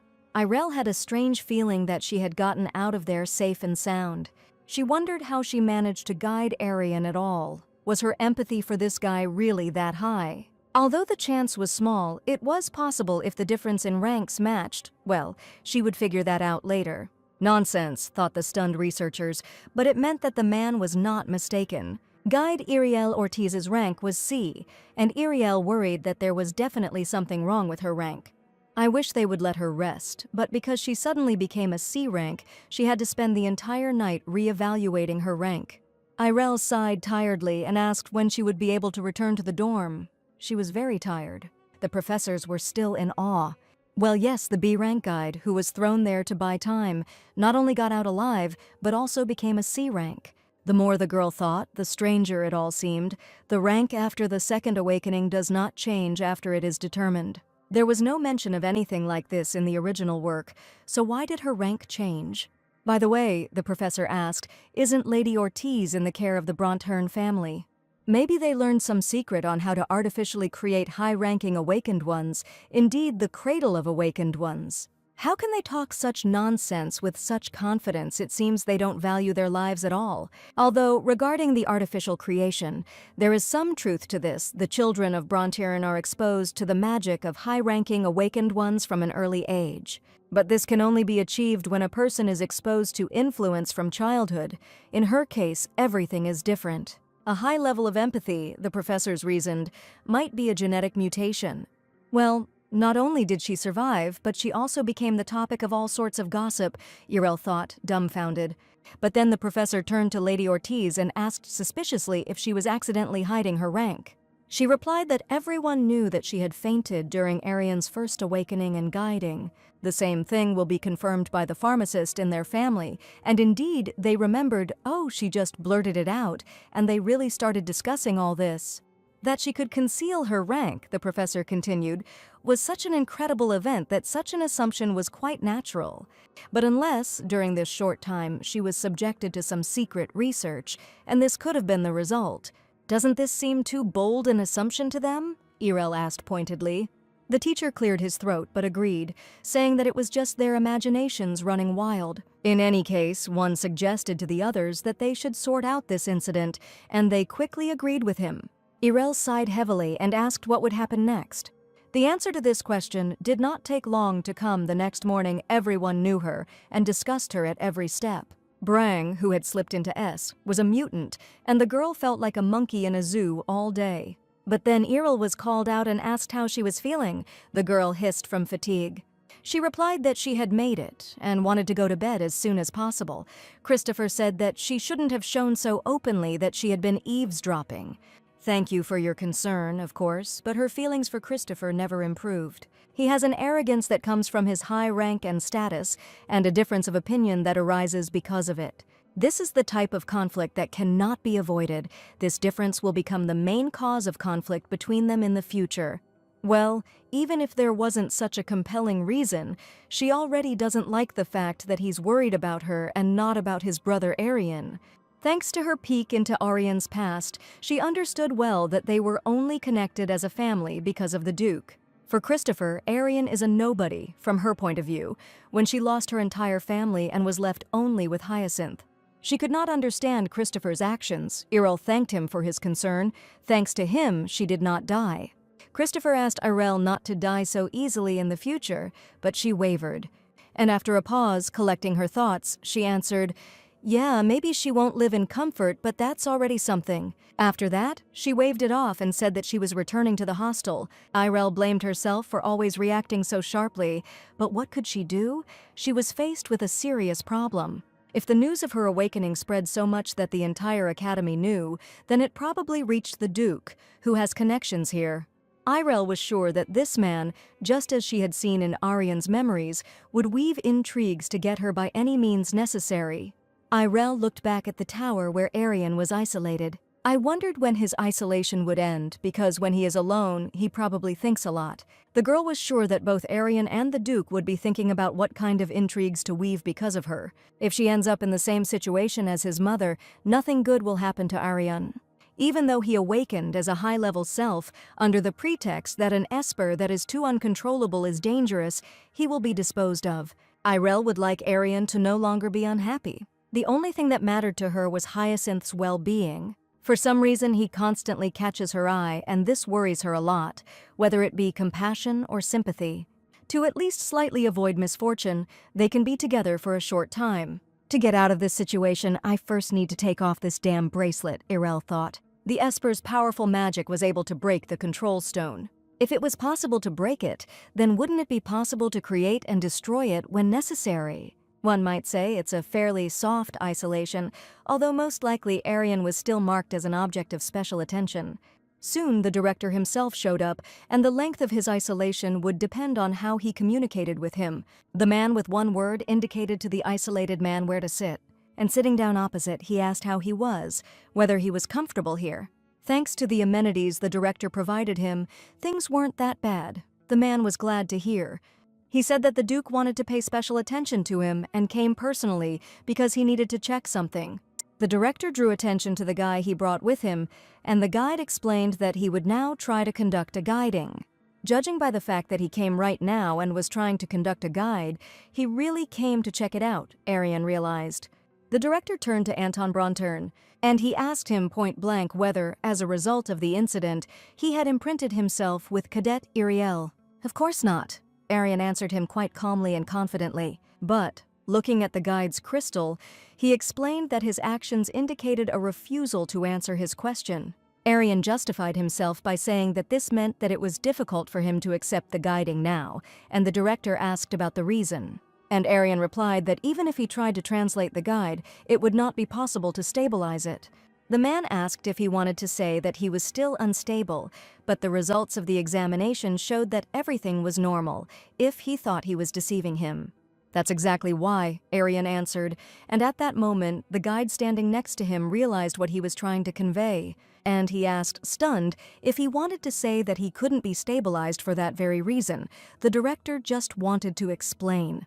And the guide said that it was impossible to stabilize him, since he already maintains an optimal state in all aspects. Even if he gets the guide, the difference from the state before it will not be obvious, but even if this is true, it does not prove that the imprinting did not happen.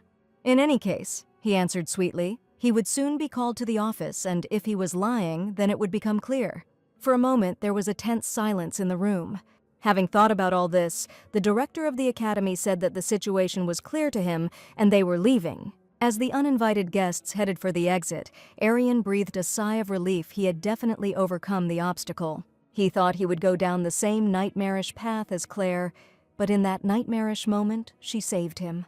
Even the heart, in which magic was boiling, and the magic chains that could not contain it, are now nailed to the body in a surprisingly stable state. If she doesn't feel that strange thing again, she won't get angry anymore. If he was with Iriel, he wouldn't have to be afraid of becoming a monster. But he cannot allow her to be forced into a life of hardship because of his gift.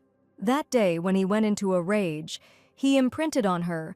The problem is that it was not mutual, but a one-sided imprinting of the Esper. The director wanted to check if he had imprinted on her unconsciously, although the probability was low, but it happens. And this is what happened this time.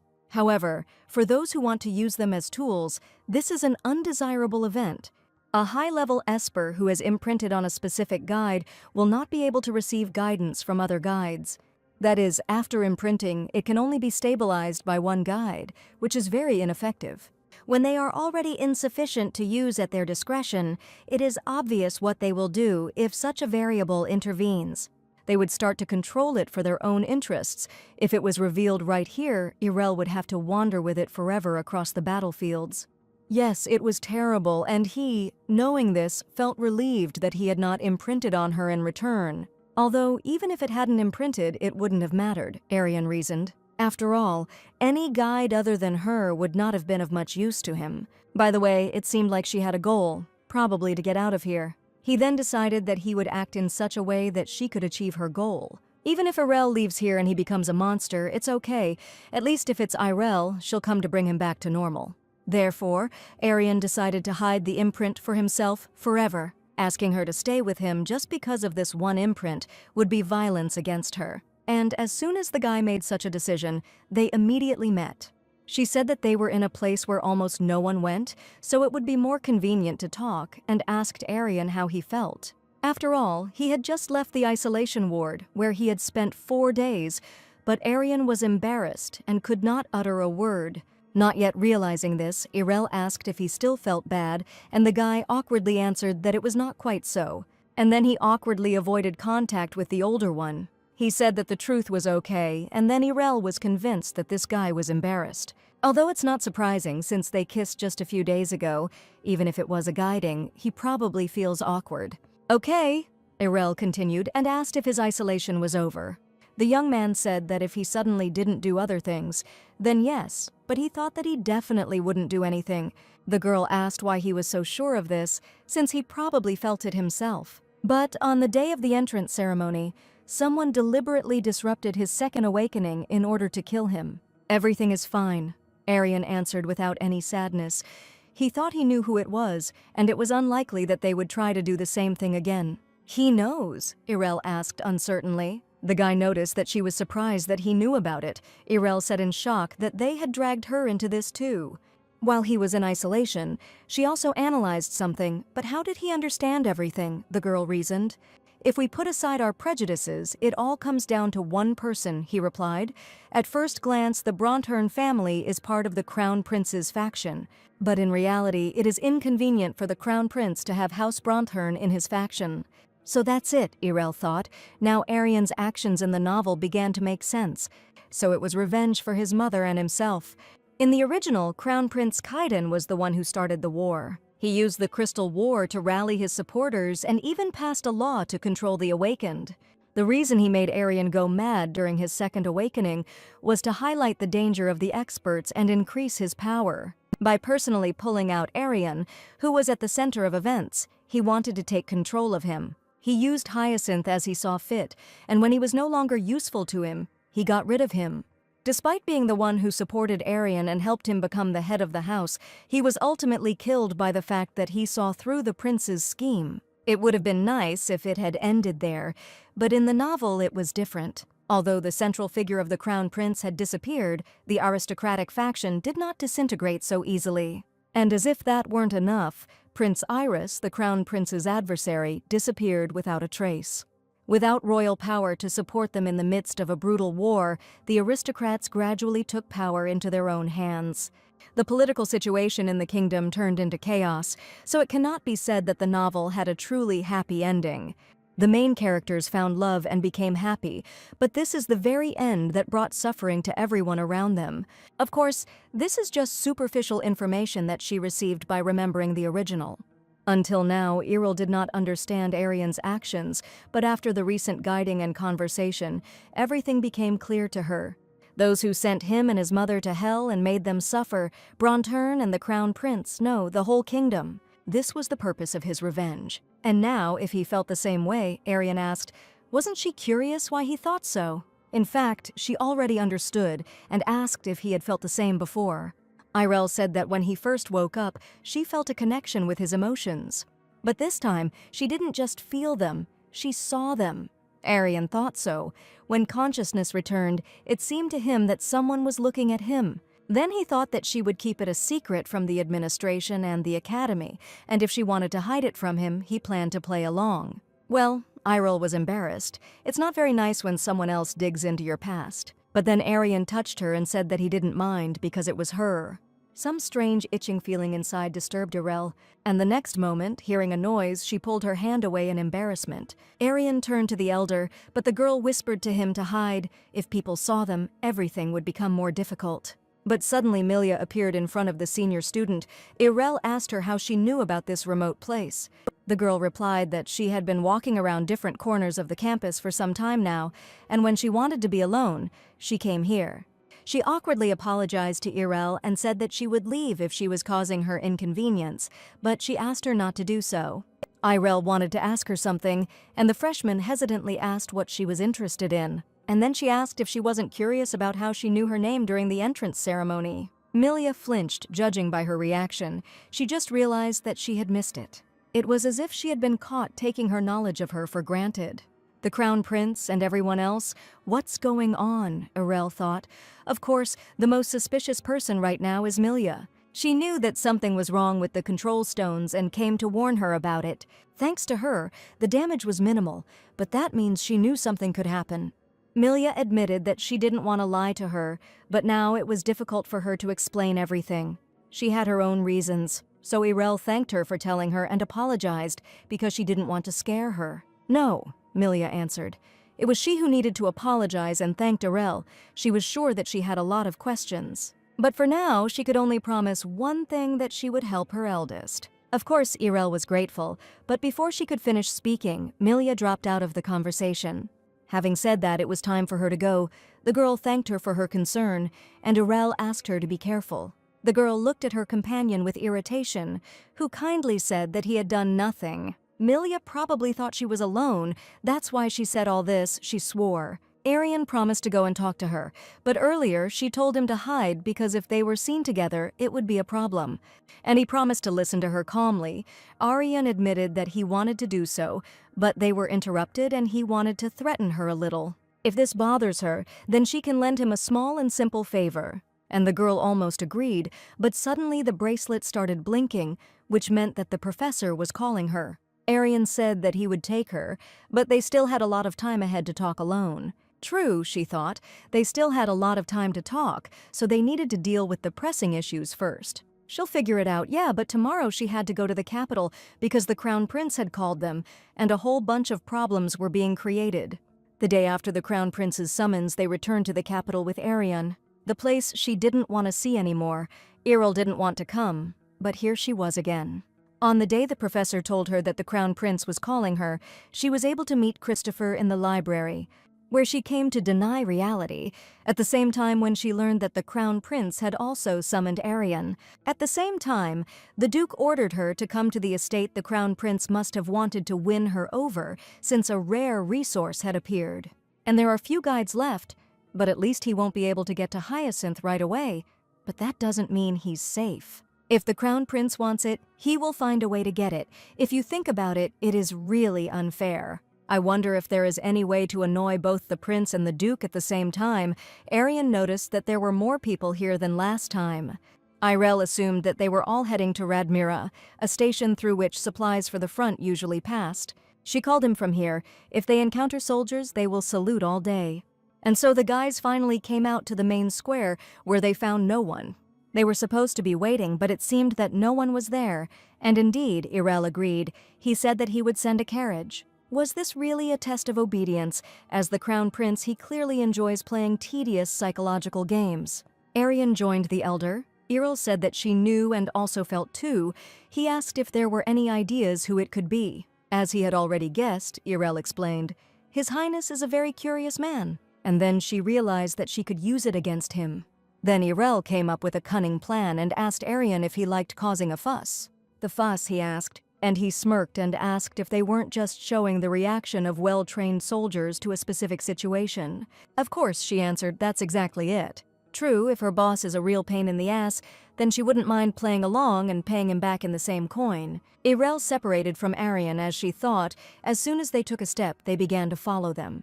Judging by the fact that only one person is watching her, they are clearly underestimating them. Aryan wears a bracelet with enhanced control stones, and she's a guide, so it's presumptuous of him to do so. He will soon find out what a guide can do when using Nexium to its full potential.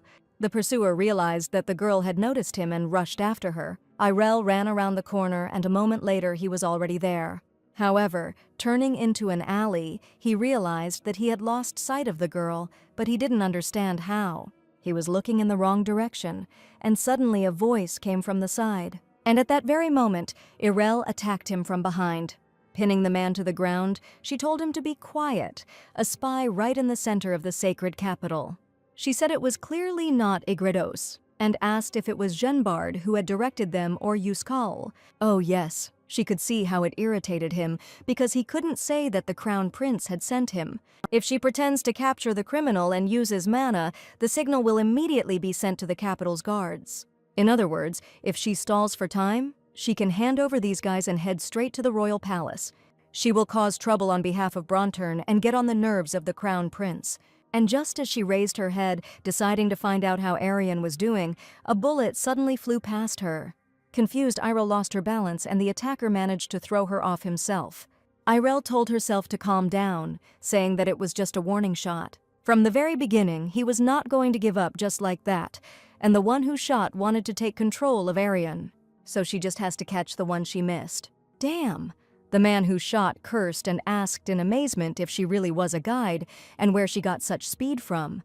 Frightened for Irel, Aryan called out to the girl and attacked the bullet with his magic. At the same moment, the girl managed to strike another, and using her power, gained from Nexium, she knocked the gun out of the other's hands. When he received an electric shock, Irel told Aryan to act. And at that very moment, Aryan hit the attacker on the back of the head, knocking him out. Finally, the heroine breathed a sigh of relief when they caught every single one of them. We almost got there, Aryan said worriedly, and Irel, who hadn't noticed this, asked where. Not at him taking Irel by the hand, said Aryan, but at her, the eldest. Irel realized that she had been reckless, although she had only wanted to call the guard. But she didn't want Aryan to use his magical powers because of her. First of all, the flow of magic has become unstable. If this continues, his body may be damaged. Irel told the boy that he could stop using magic already, otherwise there would be a burn. By the way, noticing, said Aryan, they were surrounded and assumed that it was the administration. Exactly, Irel agreed, and said that now they needed to provide first aid. Even though the pursuer knew their rank, he still fired. It is certainly clear that he was not aiming at vital points, but still, the fact that he pulled the trigger means something. That it doesn't matter how much they are injured, the main thing is not to kill, and if she did not obey. They must have been ordered to force her to her knees, as is possible to do to people. While they were treating the wounds, the administration approached them and addressed Irel Ortiz. The man also noticed Aryan Bronturn and asked what was going on. Aryan guessed that she probably didn't know that he came when the Elder One passed out during the first awakening. No, unfortunately she knows about it very well. During that incident in the house of Count Lorraine, this man was also there. Then this means that he is being called in because of her for the third time. The warden said that they will give them time to tell everything. Then Irel pointed to the men who had been laid out and said that they were not spies, but that their suspicious actions had been noticeable even in the square. Spies of the enemy country who approached Aryan Bronturn, who in turn is a C-rank transcendent. In fact, when they decided to follow them, they ran away, wanting to hide their identity, and in the end they attacked first. So they were just defending themselves legally, and the warden had a strange feeling of déjà vu. He said that he would listen to the details in the administration and ordered that these people suspected of spying be taken away. And with a heavy sigh, he said that considering that this was already the third time, the cadet could not simply be let go. And Irel quite happily said that she understood this. That's why he handcuffed the girl. And when Aryan and Irel met each other's eyes, the girl asked him to believe in her. It seemed that Aryan had caught everything on the fly, so he unquestioningly agreed with the lady. The prince said he had made a huge mistake in thinking they would behave well. Iris hoped that if her comrades caused trouble, she would cover it up, but leaving the luggage at the station, beating someone up, and then calling him. Irel smiled and said that she was very sorry that she could not live up to his expectations. She doesn't regret anything. Iris responded to her impudence and asked if she had contacted him yesterday in advance, knowing what would happen. And he too, Aryan, if his eldest impulsively does all sorts of absurd things, shouldn't she be stopped? He asked. But he also put the eldest in a difficult position, Aryan told the prince when he told her in front of a crowd of people that she was his beloved. It was just a play on words to avoid the undue attention of the elder brother's henchmen who came with suspicious intentions, he replied.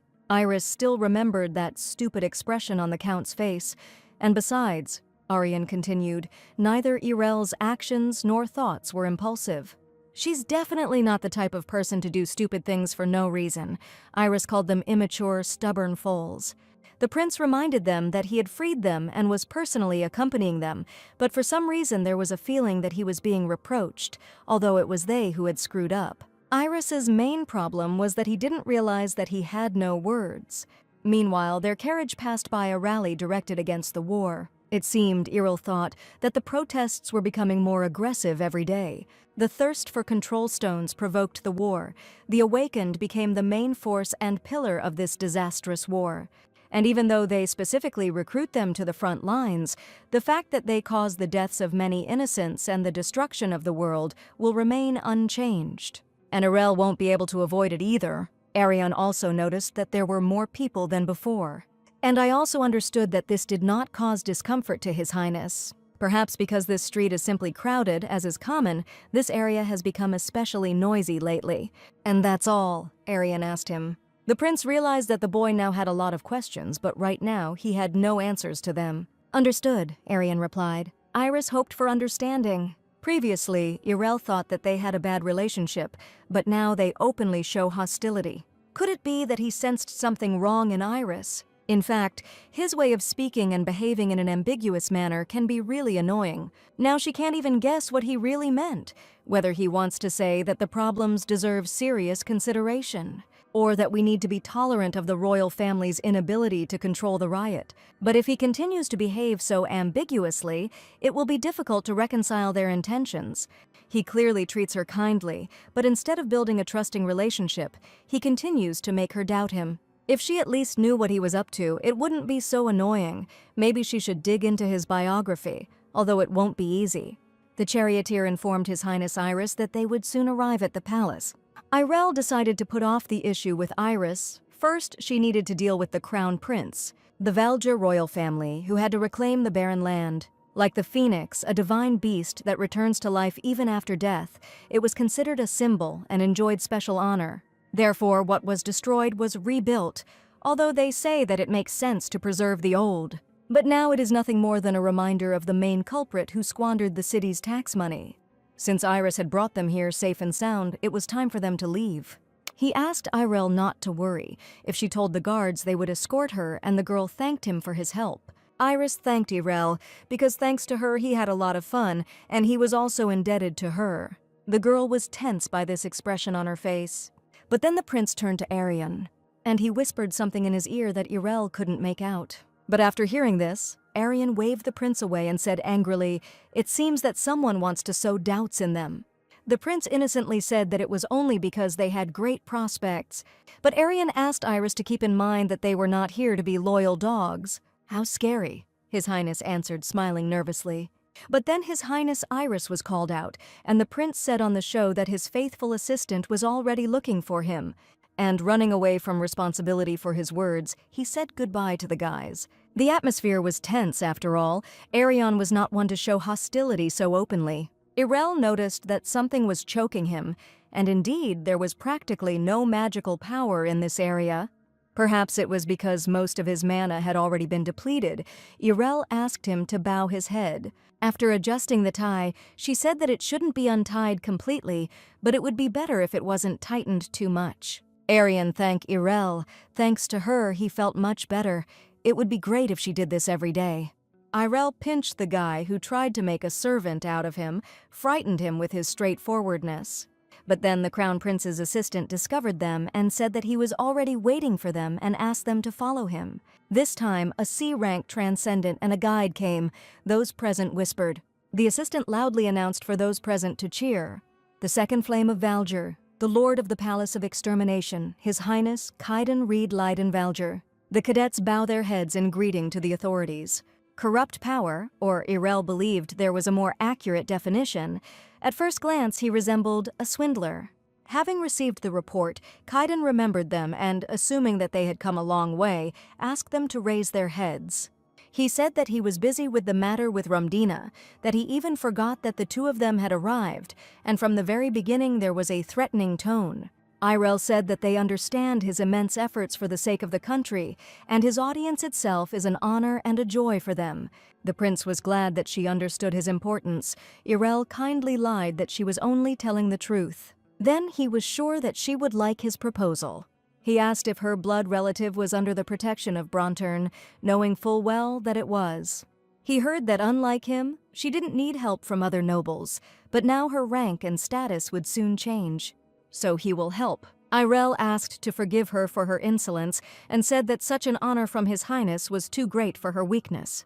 But the Crown Prince didn't think so. He asked how it felt to stabilize the C-rank guide. It was amazing, Aryan answered his question, and he explained that he could not find more appropriate words. The Crown Prince became even more interested and asked his assistant to take off the bracelets, and he obeyed. And Kaiden suggested testing the strength of both of them right here. This will allow us to analyze what their strength will be in the future. This man just wanted to satisfy his curiosity. He wants to make a show out of them for the amusement of the nobles, as if they were not people, but just pieces of power. He told Aryan that they would start with him. Wait a minute. Irel suddenly thought, this palace is depleted of mana, and the less there is, the harder it is to control the flow.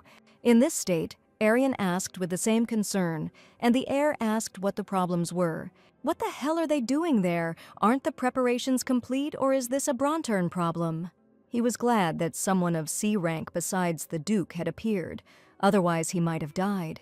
So if you think about it, it seems to be a problem of upbringing in the family, the prince said. Well, that was the end.